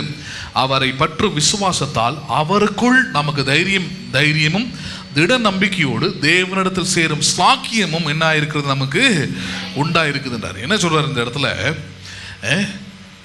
பிதாவானவர் இயேசு கிறிஸ்துவை கொண்டு பெரிய திட்டத்தை போட்டு வச்சிருந்தாராம். பிளான் எப்போ போட்டாராம்? உலக தோற்றத்துக்கு முன்னாடியே போட்டாராம். அந்த பிளான்ல, அந்த திட்டத்தில் நம்மையும் இணைத்திருந்தாராம், இசைத்திருந்தாராம். என்னது அது? தகுதியற்றவர்களாக இருக்கிற நம்மை தம்முடைய குமாரனை கொண்டு தகுதியுள்ளவர்களாக மாற்றி அந்நியர் பரதேசின்னு இருந்த ஆட்களை இப்போ தேவனுடைய பிள்ளைகள் என்கிற அந்த நிலையில கொண்டு வருவது மட்டுமல்ல, அங்க சொல்றாரு 12ஆம் வசனத்துல, அவரை பற்றும் விசுவாசத்தால் அவருக்குள் நமக்கு என்ன உண்டாகிறது? தைரியம்ன்றார். செருப்பு போட்டுட்டு வரேன்னா எதுல வரேன் நான்? ஹலோ, எதனால? பயந்தாங்கோழி தான் கட்டிட்டு வருவான். தைரியமா இருக்கிறவன், விஷயம் தெரிஞ்சவன் என்ன பண்ணிட்டு தான் வருவான்? போட்டுட்டு தான் வருவான். இப்போ மேக்சிமம் எல்லா ஷோரூம்ஸ்லேயும் ஸ்லிப்பர்ஸு, ஷூஸ் எல்லாமே அலோடு. இப்போ ஹாஸ்பிட்டல்ஸ் எல்லா இடத்துலையுமே. ஆனால் நம்மளுக்கு இயற்கையாகவே ஒரு புத்தி இருக்குது. ஒரு இடத்துக்குள்ளே நுழையும் போது கரெக்டாக என்ன பண்ணுறோம்? செருப்பை கைட்டு விட்டுருவோம், அவுத்து விட்டுருவோம். ஒரு நாள் அப்படி தான் ஒரு ஷோரூமுக்கு போகிற மாதிரி, விவோ சர்வீஸ் சென்டருக்கு போகிறேன். போனால் ஃபுல்லாக செருப்பாக இருக்குது. சரி, கைட்டு விட்டும் போல இருக்குது. கைட்டு விட்டு நானும் உள்ளே போயிட்டேன். உள்ளே போனால் ஒர்க் பண்ணுற செருப்பு போட்டிருக்கிறான். தர சில்லுன்னு இருக்குது. ஏசி போட்டிருக்கிறான், மழை காலம். பார்க்குறேன், இவன் மட்டும் செருப்பு போட்டிருக்கிறான். நம்மளையும் வெளியே வந்து பார்த்தேன், எங்கேயாவது போட்டிருக்கிறாங்களா ரிமியூர், ஸ்லிப்பர்ஸ், அதுன்னு எதுவுமே இல்லை. எவனோ ஒரு முண்டை கழட்டி போட்டிருக்கிறான். பின்னாடி வந்த தண்டம் என்னோட சேர்த்து என்ன பண்ணியிருக்குது? கழட்டி போட்டு அதை பார்த்து நேராக உள்ளே வந்துருக்குது. செருப்பு போட்டு உள்ளே வந்த பிறகு அத்தனை பேரும் ஊற்று பார்க்குறான், என்ன செருப்பு போட்டுன்னு வரேன்னு. அதை நினச்சேன், நீ முண்டமாகவும் தண்டமாகவும் உட்காரு, சில்லுன்னு கால் மேலே வைக்கிறானு, இந்த பக்கம் தூக்கி வைக்கிறானுங்க, காலை மடித்து வச்சுக்கிறானுங்க. சோஃபாவுக்கு பின்னாடி போய் இன்னொரு சோஃபாவில் உட்காடுறானுங்க. ஏசி காற்று அப்படியே அடித்து தள்ளுது. அவன் சில்லுன்னு போட்டு உக்காந்துருக்கிறான். உள்ள காலை தரையில் வைக்க முடியல. இந்த அறிவாளிங்க அவன் கழட்டுவோம் சொல்ல, ஒன்றும் சொல்ல, புத்தி உள்ள திறந்து தியானம் பண்ணும். அவ்வளோதான். வெளியே செருப்பு விட்டுன்னு நேராக உள்ளே போயிட்டு வெறுங்காலோட உக்காந்துனான். செருப்பை விட அதிகமான அழுக்கு எங்கே தெரியுமா இருக்குது? தெரியுமா? அது உங்கள் காலில் தான். நீ சொல்ல, நான் தினமும் குளிக்கிறேன் பாஸ்டர். ஐய, குளிக்கிறதுனால உங்கள் சோப்பெல்லாம் உங்கள் கால் எடுக்க போகாது தெரியுமா? ஹலோ, பெடிக்யூர்னு ஒன்று இருக்குது. எத்தனை பேர் அந்த பேரை கேள்விப்பட்டிருக்கீங்க? எத்தனை பேருக்கு தெரியும்? அதை விட கரெக்டாக பண்ணணும். அதை பெடிக்யூரோட வேலை என்னது அது தெரியுமா உங்களுக்கு? தெரியாது. அதுதான் உங்கள் காலில் இருக்கக்கூடிய முக்கியமாக பாதத்தில் இருக்கக்கூடிய டெட் செல்ஸ்ன்னு சொல்லக்கூடிய அதெல்லாம் உங்கள் சோப்பில் போகாது. கையில் வச்சு தேக்கிற நார்லையும் என்ன பண்ணாது, போகாது. சிலர் வீட்டில் வந்து பாறாங்கல்ல அதெல்லாம் போட்டு வச்சுருப்பீங்க. போட்டு அதில் போட்டு எருமை மாடு தேக்கிற மாதிரி காலை போட்டு டரன்னு தேய்ச்சிட்டு உக்காந்துருப்பீங்க. போகாது. ஆனால் நம்ம இலக்காரணமாக பார்ப்போம். யாரை? பெடிக்யூரான். காலுக்கெல்லாம் போயிட்டு செலவு பண்ணுறாங்க. ஆமாம் ராஜா, நீ இங்கே செலவு பண்ணலன்னு வச்சுக்க, அப்படியே போனீங்கன்னா இங்கே ஒரு முக்கில் ஒரு டாக்டர் இருக்கிறார், இந்த பக்கம் ஒரு டாக்டர் இருக்கிறார், இப்போ 4 பக்கமும் இருக்கிறானுங்க. ஹலோ, போன உடனே ஃபஸ்ட்டு டெஸ்ட்டே உன் கால் தான். ஒரு கம்பி எடுத்து காலை டங்குன்னு ஒரு அடி அடிப்பார். தெரியுதான்னு பாரு. லைட்டாக தெரியுது சேர்ன உடனே நீ சுகர் பேஷண்ட், அவள் தான். அது பேச்சே கிடையாது. யோ, லைட்டாக தெரியுது, பரவாயில்ல, ஃபுல்லாக தெரில, முடிஞ்சு போச்சு உங்க அதை. கிட்னி போயிடும், அது போயிடும், இது போயிடும், மொத்தம் காலி வந்து. அவன் சொல்லவும் மாட்டான். ஒரு நாள் அந்த டாக்டர் அவன் சொன்னான். அப்புறம் அவன் நிலைமை எப்படி போவான்? அவன் எப்படி வாடகை கட்டுவான், கார் வாங்கணும், டாக்டர் அவன் பேர் எப்படி வருவான்? நம்ம நினச்சிக்கிறோம் சோப் போட்டு நல்லா தேய்ச்சாச்சு கால் ஆகாது. மொத்த அழுக்கு அந்த காலில் என்ன? நீங்கள் செருப்பு போடுறீங்களா? அந்த செருப்பு பரிசுத்தமானது? ஹலோ, இயேசுவின் ரத்தத்தை போட்டு கழுவி தினமும் சுத்திகரிச்சு ஒன்றும் கிடையாது. இல்லை தினமும் வீட்டுக்கு வந்தவொடனே டெட்டால் போட்டு சானிடைசர் போட்டு வாஷ் பண்ணி வெளியே போன்னு போகிறீங்க, அப்படியே எடுத்துன்னு விட்றீங்க, திருப்பி அதே காலில் மாட்டுறீங்க, அப்படியே போகிறீங்க, அப்படியே வரீங்க, அவ்வளோதான். ஆடு மாடுக்கு இருக்கிற அழுக்கை விட உங்கள் காலில் இருக்கிற அழுக்கு தான் அதிகம். என்ன, சோப் போட்டு தேய்க்கும் போது கொஞ்சம் லைட்டாக மேலே இருக்கிறது மட்டும் அழுக்கு மட்டும் போயிட்டு, அந்த ஸ்டெயின் மட்டும் போயிடும், அவ்வளோதான். ஸ்டெயின் அழுக்கு மட்டும் போயிடும். ஆனால் அந்த நோயை உண்டாக்கக்கூடிய கிருமியும் எல்லாமே அங்கே தான் இருக்கும். அதனால சிலருக்குலாம் வந்து தொடர்ச்சி ஃபீவர், தொடர்ச்சி அது, தொடர்ச்சி இது, இன்ஃபெக்ஷன், எப்படி அங்கிறது தான். எல்லாத்துலேயுமே சுத்தமாக இருக்கணும், காலும் சுத்தமாக இருக்கணும். அதுக்கு தான் இந்த ஊரில் எவனும் கடையை வைக்கிறதில்ல. ஏன்னா இங்கே முடி வெட்டுற கடைனாலே, பார்லர்னாலே வெறும் தலையை முடி வெட்டுறது, சேவ் பண்ணுறது, அதோடு கம்முன்னு வீட்டில் வந்து படுத்துக்கிறது. அதை தாண்டி எவனும் நல்ல டெக்னீஷியன்லாம் வரதே இல்லை. ஏன்னா எவனும் செஞ்சால் தானே வருவான். ஒரு 300-400 ரூபா கேட்பான். மாதத்துக்கு ஒரு முறை கொடுத்து காலை என்ன பண்ணணும், காலில் இருக்கிற டெட் செல்ஸ் எல்லாம் ரிமூவ் பண்ணி அழகாக காலை 3/4 மணி நேரம் அழகாக தூங்க வச்சுருவான். அவங்கள ஃபஸ்ட்டு போன உடனே டெட்டால் ஊற்றி சுட தண்ணியில் 5 நிமிஷம் உட்கார வைப்பான்.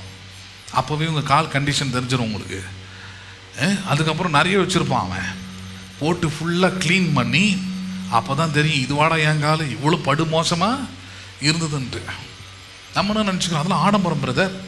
அதான் சொன்னேன், இப்படியே பேசிக்கிட்டே இருந்தீங்கன்னா அங்கே டயபெட்டிஸ் டாக்டர் உங்களுக்கு ஷூ எழுதி தராரு, அதுனது. ஹலோ, சாக்ஸ் எழுதி தராரு, அதுனது. அதுவும் அந்த ஷூலாம் 4000-5000 ரூபான்றாங்க. வயிறு எரியுது எனக்கு. அதுவும் 1 வருஷம் கூட தாங்காது, அது கிழிஞ்சிரும். அது போடாமல் நடக்கக்கூடாதுன்னு வேறு சொல்கிறாங்க. செருப்பு போடக்கூடாதுன்னு பண்ண பிரசங்கர் முக்கால்வாசி பேர் அதை போட்டு தான் வந்து பிரசங்கம் பண்ணிக்கிறான் இன்றைக்கி. யோ, அன்றைக்கி செருப்பு போடக்கூடாதுன்னு பிரசங்கம் பண்ண, இல்லை டாக்டர் கழட்டினா காலின்ட்டார். சின்னதாக பிரதர், இடிச்சுட்டா கூட போயிடுமா? தெரியுதுல்ல. அதுக்கெல்லாம் நாங்களாம் முன்னாடியே போட்டு வந்து பிரசங்கம் பண்ணிக்கிட்டு இருக்கிறோம். நீங்கள் பின்னாடி போகிறீங்க, நாங்கள் முன்னாடி போடுறோம், அவ்வளோதான். நீங்கள் பின்னாடி பார்த்தாலும் நாங்கள் எதை பார்த்தாலும் ஆமாம் முழுசாகவே முன்னாடி பார்த்தாலும் நாங்கள் பேசுகிறது புரியுதுங்களா உங்களுக்கு? பவுல் அப்படியே இப்போ போதிக்கிறார் பாருங்க அந்த விஷயத்தை. நீங்கள் அவரை பற்றும் விசுவாசம் உங்களுக்கு வந்துருச்சுன்னா உங்களுக்கு கண்டிப்பாக அவரை பற்றி என்னதான் இருக்கும், தைரியம் இருக்குன்னா தைரியம். அவர் என்னை கைவிடவே மாட்டார். ஒரு வேளை சில காரியங்கள் எனக்குள்ள ஒழுங்கின்மையாக சரியில்லாமல் இருக்கலாம், சரிப்படுத்துவார், சீர்படுத்துவார், ஸ்திரப்படுத்துவார், என்ன பலப்படுத்துவார். என்ன நம்புறீங்களா நீங்கள்? வழிகளை காண்பிப்பார். பரிசுத்த ஆவியானவர் குறித்து இயேசு போதித்தது என்ன?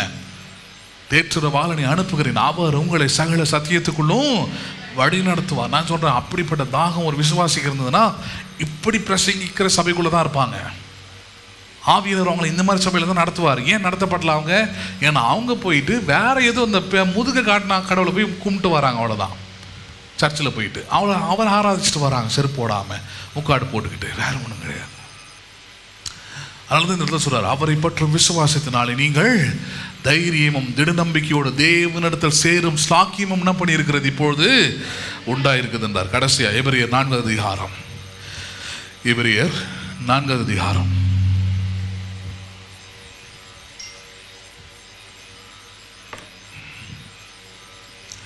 எபிரேயர் 4:14 முதல் 16வது வசனம் வரைக்கும் பாருங்க. வானங்களின் வழியாய் பரலோகத்திற்கு போன தேவகுமாரன் ஆகிய இயேசு எனும் மகா பிரதான ஆசாரியர் நமக்கு இருக்கிறபடியினால் நாம் பண்ணின அறிக்கையை உறுதியாய் பற்றி கொண்டிருக்க கடவோம். நம்முடைய பலவீனங்களை குறித்து பரிதபிக்க கூடாத பிரதான ஆசாரியர் நமக்கு இராமல் எல்லா விதத்திலும் நம்மை போல சோதிக்கப்பட்டும் பாவம் இல்லாதவருமாய் இருக்கிற பிரதான ஆசாரியரே நமக்கு இருக்கிறார். ஆதலால் நாம் இரக்கத்தை பெறவும் ஏற்ற சமயத்தில் சகாயம் செய்யும் கிருபையை அடையவும் தைரியமாய் கிருபாசன தண்டையிலே சேர கடவோம்ன்றார். சிம்பிளான விஷயம். என்ன சொல்றாரு? இயேசு பரலோகத்தின் வழியாக போன இயேசு அவர் நமக்கு எந்த ஸ்தானத்தில் இன்னைக்கு இருக்கிறார் என்றால் அவர் பிரதான ஆசாரியராய் இருக்கிறார். என்ன ஆசாரியராய் இருக்கிறார்? அவர் பிரதான ஆசாரியனுடைய வேலை என்ன? பழைய ஏற்பாட்டு புஸ்தகத்தில் பிரதான ஆசாரியனுடைய வேலை என்னன்னு பார்த்தீங்கன்னா, ஜனங்களுடைய பாவம், அவங்களுடைய குற்றம், இவைகளை நிவர்த்தி செய்யக்கூடிய பலிகளை எடுத்துக்கொண்டு தேவனிடத்தில் போயிட்டு ஜனங்களுக்காக பரிந்து பேசுவது. யாருக்காக பரிந்து பேசுவது? ஆமாம், ஆண்டவரே என்னுடைய பாவங்கள் எல்லாவற்றையும் மன்னியும், இவருடைய அக்கிரமங்கள் எல்லாவற்றையும் மன்னியும், அதற்குரிய அந்த பாவத்திற்குரிய அந்த பலி பிரயாச்சத்தை அவங்க செலுத்தியிருக்கிறாங்க. ரத்தம் சிந்துதல் இல்லாமல் பாவ மன்னிப்பு இல்லை என்று சொல்லப்பட்டிருக்கிறபடி இந்த ஆட்டுக்குட்டியின் ரத்தம், இந்த காளையின் ரத்தம், இந்த கடாவின் ரத்தம் இந்த நபருக்காக என்ன பண்ணப்படுகிறது? சிந்தப்படுகிறதுன்னு சொல்லிட்டு பிரதான ஆசாரியன் ஜனங்களுடைய மன்னிப்புக்காக, அவருடைய நல்வாழ்வுக்காக தேவனிடத்தில் பரிந்து பேசுகிற இடத்தில் இருந்தான். இன்னைக்கு பரலோகம் வழியாக சென்ற இயேசுவை குறித்து என்ன பேசுறாரு? இந்த இயேசு இவர் இன்னைக்கு மகா பிரதான ஆசாரியராயிருந்து நமக்காக பிதாவினிடத்தில் என்ன பண்ணுகிறாராம்? அவர் பரிந்து பேசி கொண்டிருக்கிறார். என்ன பண்ணி கொண்டிருக்கிறார் அவர்? ஆமாம், நம்முடைய நல்வாழ்வுக்காக, நம்முடைய சுகத்திற்காக, நம்முடைய ரட்சிப்பு ஏடேற, நம்முடைய வாழ்க்கை செழிக்க, நாம் நன்மையான ஈவுகளை பெற்றுக்கொள்ள, நம்முடைய ரட்சிப்பு நிறைவேற, இவர்கள் எல்லாவற்றுக்காகவும் இயேசு ஒவ்வொரு நாளும் பிதாவினிடத்தில் என்ன பண்ணுகிறாராம்? அவர் பரிந்து பேசி கொண்டிருக்கிறார். ஹலோ, பிதாவானவர் நியாயம் தீர்க்கக்கூடியவர். பாருங்க, ஏன் நியாயம் தீர்க்காம இருக்கிறாரு? ஏன் உங்கள் பாவங்கள்லாம் மன்னிக்கப்பட்டது? ஏன் உங்களுக்கு ஜீவனை கொடுத்துருக்கிறாரு? ஏன் உங்களுக்கு வாழ்வை கொடுத்துருக்கிறாரு? ஏன் உங்களுக்கு ரட்சிப்பை கொடுத்துருக்கிறாரு? எப்படி இதெல்லாம் சாத்தியம்னா, நீங்கள் ஏதோ மனம் திரும்பிட்டீங்க, நல்லவன் ஆகிட்டீங்கன்றது ரெண்டாவது. முதலாவது என்னது? மகா பிரதான ஆசாரியன் எனக்காக என்ன பண்ணி கொண்டிருக்கிறார்? பிதாவினத்தில் பரிந்து பேசிக்கொண்டு இருக்கிறார். அவர் எப்படிப்பட்டவர்? அவர் சொல்றாரு, நம்முடைய பலவீனங்களை குறித்து பரிதபிக்க கூடாத பிரதான ஆசாரியர் நமக்கு இராமல் சொல்றாரு, எல்லா விதத்திலும் நம்மை போல சோதிக்கப்பட்டு பாவமே இல்லாதவர் தான். நம்மை போலவே என்ன பண்ணவர் அவரு? அவன் நமக்கு இன்னைக்கு என்னென்னலாம் சோதனை இருக்குது, எல்லா சோதனையும் அவருக்கு இருந்தது இயேசுவுக்கு. ஆனால் அந்த சோதனைகள் எல்லாவற்றிலும் அவர் வெற்றி பெற்றார். எதுலையும் அவர் போய் சிக்கலை, மாட்டலை. அதனால தான் அவர் கடவுள். அவர் அப்படிப்பட்டவர் நமக்கு ஒரு வென்று எழுந்தவர் நமக்கு கடவுளாக இருப்பதனால ஒரு பெரிய ஸ்லாக்கி என்ன தெரியுமா? ஒரு தப்பு செஞ்சவனுக்காக தப்பு செய்தவன் போய் வாடதாட முடியாது. தப்பு செஞ்சவனுக்காக, குற்றம் செய்தவனுக்காக ஒரு நேர்மையாளன், ஒரு நீதியாளன் தான் என்ன பண்ண முடியும்? போயிட்டு வாதாட முடியும். இயேசு அந்த இடத்துல தான் இருக்கிறார். உங்களுக்கும் எனக்கும் இயேசு எந்த இடத்துல இருக்கிறார்? நீங்களும் நானும் ஆராதிக்கிற ஆண்டவர், ஆவியோட உண்மையோடு தொழுது கொள்கிற ஆண்டவர் எந்த இடத்துல இருக்கிறார் என்றால், நம்முடைய பாவங்கள், நம்முடைய அக்கிரமங்கள், நம்முடைய மீறுதல்கள் எல்லாம் மன்னிக்கப்பட தேவனுடைய கிருபையும் தேவனுடைய இரக்கத்தையும் நாம் பெற்றுக்கொள்ள பிதாவிடத்தில் ஓய்வில்லாமல் நமக்காக என்ன பண்ணி கொண்டிருக்கிறார்? அவர் பரிந்து பேசி கொண்டிருக்கிறார். 16ஆம் வசனம் அதை பற்றி தான். ஆதலால் நாம் இரக்கத்தை பெறவும். எதுக்கு பரிந்து பேசுகிறார் அவர்? நமக்கு இரக்கம் எப்படி உண்டாகுது? தேவனுடைய இரக்கம் நமக்கு எப்படி உண்டாச்சு? தேவனுடைய இரக்கம் தான் நம்மளை வாழ வைக்குது. தேவனுடைய இரக்கம் தான் நம்மளை நல்ல காரியங்களை பார்க்க வைக்கிறது. தேவனுடைய இரக்கம் தான் நம்முடைய காரியங்களை சாதகமாக மாற்றுகிறது. தேவனுடைய இரக்கம் தான் பார்த்தீங்கன்னா இயேசு கிறிஸ்துவையே நமக்காக இந்த பூமியில் கொண்டு வந்தது. அப்போ இரக்கம்னு போது சொல்கிறார், நமக்கு இரக்கம் கிடைக்கும்ன்றார். எப்படி கிடைத்தது? அதான் சொல்கிறார், நமக்கு இரக்கம் கிடைக்கவும் ஏற்ற சமயத்தில் சகாயம்னா உதவி செய்யக்கூடிய கிருபையை அடையவும். இது ரெண்டுமே எப்படி கிடைச்சது? பிரதான ஆசாரியராக இயேசு நமக்காக செயல்படுவதனாலே நாம் இரக்கத்தை பெறுகிறோம். ஏற்ற சமயத்தில் நமக்கு என்ன பண்ணுது? உதவியும் கிடைக்குது, சகாயமும் நமக்கு கிடைக்கிறதுனால இப்போ என்ன சொல்றாரு? பயப்படாத, ஒதுங்கி நிற்காத, அவர் பின்பக்கத்தை பார்க்காத, சேரக்கூடாத ஒளியில் வாசம் பண்ணுறவராகும், அடிச்சிருவார், கொன்றுவார், என் பிள்ளைங்களை நாசம் பண்ணிடுவார், இந்த மாதிரி நம்ம மத புத்தியெல்லாம் தூக்கி போட்டு இரக்கத்தை பெறவும் ஏற்ற சமயத்தில் சகாயம் செய்யும் கிருபையை அடையவும் தைரியமாய் கிருபாசன தண்டையிலே சேர கடவும். எங்க சேர கடவும்? தைரியமா கிருபையை நோக்கி வாங்குன்றார். கிருபாசன தண்டைன்ற அந்த இடத்தை நோக்கி கிருபையை பெற்றுக் கொடுக்குற இடத்துக்கு வந்துருங்க. எவ்வளோ பிரச்சனை இருந்தாலும், எவ்வளோ பலவீனம் இருந்தாலும், எவ்வளோ நோய் இருந்தாலும், எவ்வளோ பாவம் இருந்தாலும், come under the grace of God. எதுக்குள்ளே வந்துருங்க? நீங்கள் தேவனுடைய கிருபையை தேடி வந்துருங்க. நீங்கள் வந்துட்டீங்கன்னா உங்களுக்கு ஏற்ற காலத்தில் உதவி செய்கிற சகாயம் கிடைக்கும், இரக்கம் கிடைக்கும், உங்கள் பாவங்கள் மன்னிக்கப்படும். நம்புறீங்களா நீங்கள் இது எல்லாவற்றையும்? அதனால சொல்கிறார், பயப்பட வேண்டிய அவசியமே இல்லை. பயப்படுற ஆண்டவரும் இவர் இல்லை. மரியாதை மட்டும்தான் அவர் மேலே நீங்கள் வைக்கணும். எதை மட்டும்தான் வைக்கணும்? ஒரு காலத்தில் ஒருவரும் சேரக்கூடாத ஒளியிலே வாசம் பண்ணவர் இன்னைக்கு எனக்குள்ளே என்ன பண்ணுகிறார்? அவர் வாசம் பண்ணுகிறார். ஒரு காலத்தில் மோசையை கூட பார்க்க முடியாத ஒரு ஆண்டவர் இன்னைக்கு எனக்குள்ளே என்ன பண்ணுகிறார்? அவர் உலாவுகிறார், எனக்குள்ளே வெளிப்படுத்தப்படுகிறார், எனக்காக பரலோகத்தில் பரிந்து பேசி கொண்டிருக்கிறார். இரக்கத்தை பெறுகிறேன், ஏற்ற காலத்தில் சகாயம் செய்யும் கிருபையை பெறுகிறேன். அதனால நான் ஒன்று தான், தைரியமாய் அவருடைய கிருபாசன தண்டையில நிற்பேன். எங்க நிற்பேன்? நான் அவருடைய கிருபாசன தண்டையில நிற்பேன். நல்லதான் சொல்றாரு பாருங்க. 16. ஆதலால் நாம் இரக்கத்தை பெறவும் ஏற்ற சமயத்தில் சகாயம் செய்யும் கிருபை அடையவும் தைரியமாய் கிருபாசன தண்டையில சேர கடவும். இப்போ நீங்கள் ஒவ்வொரு முறையும் ஜெபிக்க வரும்போது, வசனத்தை படிக்க வரும்போது, ஆண்டவர்கிட்ட வரும்போதெல்லாம் உங்களுக்கு தெரிந்திருக்க வேண்டிய சத்தியம் என்ன? கிருபையினால வந்திருக்கிறேன். எதனால வந்திருக்கிறேன்? ஆமாம், என்னுடைய ரட்சிப்பு தேவனுடைய கிருபையினாலே உண்டானது. இந்த புதிய மாதம், இந்த புதிய நாள் தேவனுடைய கிருபையினாலே உண்டானது. இனி எனக்கு வரப்போகிற எல்லா நன்மைகளும், எல்லா உதவிகளும் தேவனுடைய கிருபையினாலே உண்டாகிறது. பயப்படாதன்றார், எழுந்து ஓடாதன்றார், பின்வாங்காதன்றார். சரியில்லை, பாவம், அக்கிரமம் அதெல்லாம் இருந்தால் அதெல்லாம் மாற்றிக்கோ. ஏன்னா இவர் இரக்கமுள்ளவராக இருக்கிறாரு, மனதுருக்கம் உள்ளவராக இருக்கிறாரு, நீதிய சாந்தம் உள்ளவராக இருக்கிறார், பொறுமை உள்ளவராக இருக்கிறாரு. பாவம் செய்வதற்காக தேவன் கிருபையை தரவில்லை, மனம் திரும்புவதற்காக தான் கிருபையை கொடுத்துருக்கிறாரு. அதை புரிந்து கொள்ளுகிற உள்ளம் தான் உங்களுக்கு தேவை. இப்போ ஒருவரும் சேரக்கூடாத ஒளியில் வாசம் பண்ணவர் இன்னைக்கு உனக்குள்ள வாசம் பண்ணுவதற்கான காரணம் என்ன? நீ பாழடைந்த மாளிகையாக போகாமல் தேவன் கிறிஸ்து என்கிற மூளைக்கல்லை வைத்து உன்னை மாளிகையாக கட்டி எழுப்பும்படியாக தானே ஒரு உனக்குள்ளே அவர் என்ன பண்ணுகிறார்? அவர் வாசம் பண்ணுகிறார். To make you and build you as a palace. பாழடைஞ்சு போயிடக்கூடாது. அந்த உலகம் பாழடைந்து போகிற உலகம் பாருங்க. வாழ்க்கை ஒன்றும் இல்லாமல் பண்ணிடும், அர்த்தம் இல்லாமல் பண்ணிடும், வீணாக்கிடும், சோரம் போக வைக்கும், ஒரு நிமிஷத்தில் ஒன்றும் இல்லாமல் பண்ணிடும்.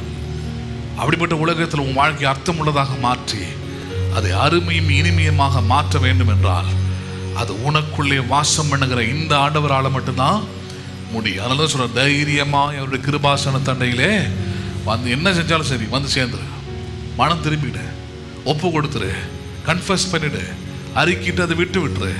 தேவனுடைய இரக்கம் உனக்கு உண்டாயிருக்கும். இப்படிப்பட்ட ஒருவரை தான் நீங்கள் ஆவியோடும் உண்மையோடும் தொழுது கொண்டு வருகிறீர்கள். எல்லாரும் எழுந்து நிற்போம்.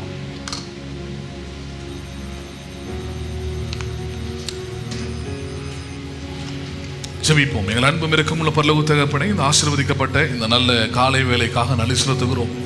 கேட்ட வசனங்களை கர்த்தர் ஆசீர்வதிப்பீராக. கேட்ட ஒவ்வொரு உள்ளத்திற்குள்ளும் இந்த வார்த்தை, இந்த வசனம், இந்த சத்தியம் கிரியை செய்யட்டும். இவர்களுக்கு மாத்திரமல்ல, சத்தியத்தை அறிந்ததினால் உண்டாகிற விடுதலையினாலே ஒவ்வொருவருக்கும் இந்த விடுதலை இயேசுவின் நாமத்தினாலும் இந்த வார்த்தையினாலும் உண்டாகும்படியாக ஜெபிக்கிறேன். சத்தியத்தை அறிந்து கொள்வதன் மூலமாக உண்டாகிற எல்லா சமாதானத்தையும் ரட்சிப்பையும் கர்த்தர் நீர் இந்த பிள்ளைகளுக்கு தரும்படியாக ஜெபிக்கிறேன். ஆண்டவரே, எல்லா மத சம்பிரதாயங்களையும் கோட்பாடுகளையும் உதறி தள்ளிவிட்டு நம்முடைய கிருபாசன தண்டைகளை தைரியமாய் சேருகிற கிருபையை தேவரீர் அப்படிப்பட்ட உண்மையின் நிலையை இந்த பிள்ளைகளுக்குள்ளே நீர் உருவாக்கும்படியாக ஜெபிக்கிறேன். அறிந்து கொண்ட சத்தியத்தில் உறுதியாக நிற்க நீர் உதவி செய்வீராக. இந்த சத்தியத்தை அநேகர் அறிந்து கொள்ளுகிற சாட்சிகளாக இவர்கள் நிற்க நீர் உதவி செய்யும். இயேசுவின் நாமத்தில் ஜெபிக்கிறோம் ஜீவனுள்ள நல்ல பிதாவே, ஆமென். என் ஆத்துமாவே கர்த்தரை ஸ்தோத்திரி, என் முழு உள்ளமே பரிசுத்த நாமத்தை ஸ்தோத்திரி. என் ஆத்துமாவே கர்த்தரை ஸ்தோத்திரி, கர்த்தர் செய்த சகல உபகாரங்களை மறவாதே. ஆமென். ஆசீர்வாதம் நம்முடைய கர்த்தராகிய இயேசு கிறிஸ்துவின் கிருபையும் பிதாவாகிய தேவனுடைய அன்பும் பரிசுத்த ஆவியானவருடைய ஐக்கியமும் இன்றைக்கும் என்றைக்கும் சதா காலமும் அனைவரோடும் கூட இருப்பதாக.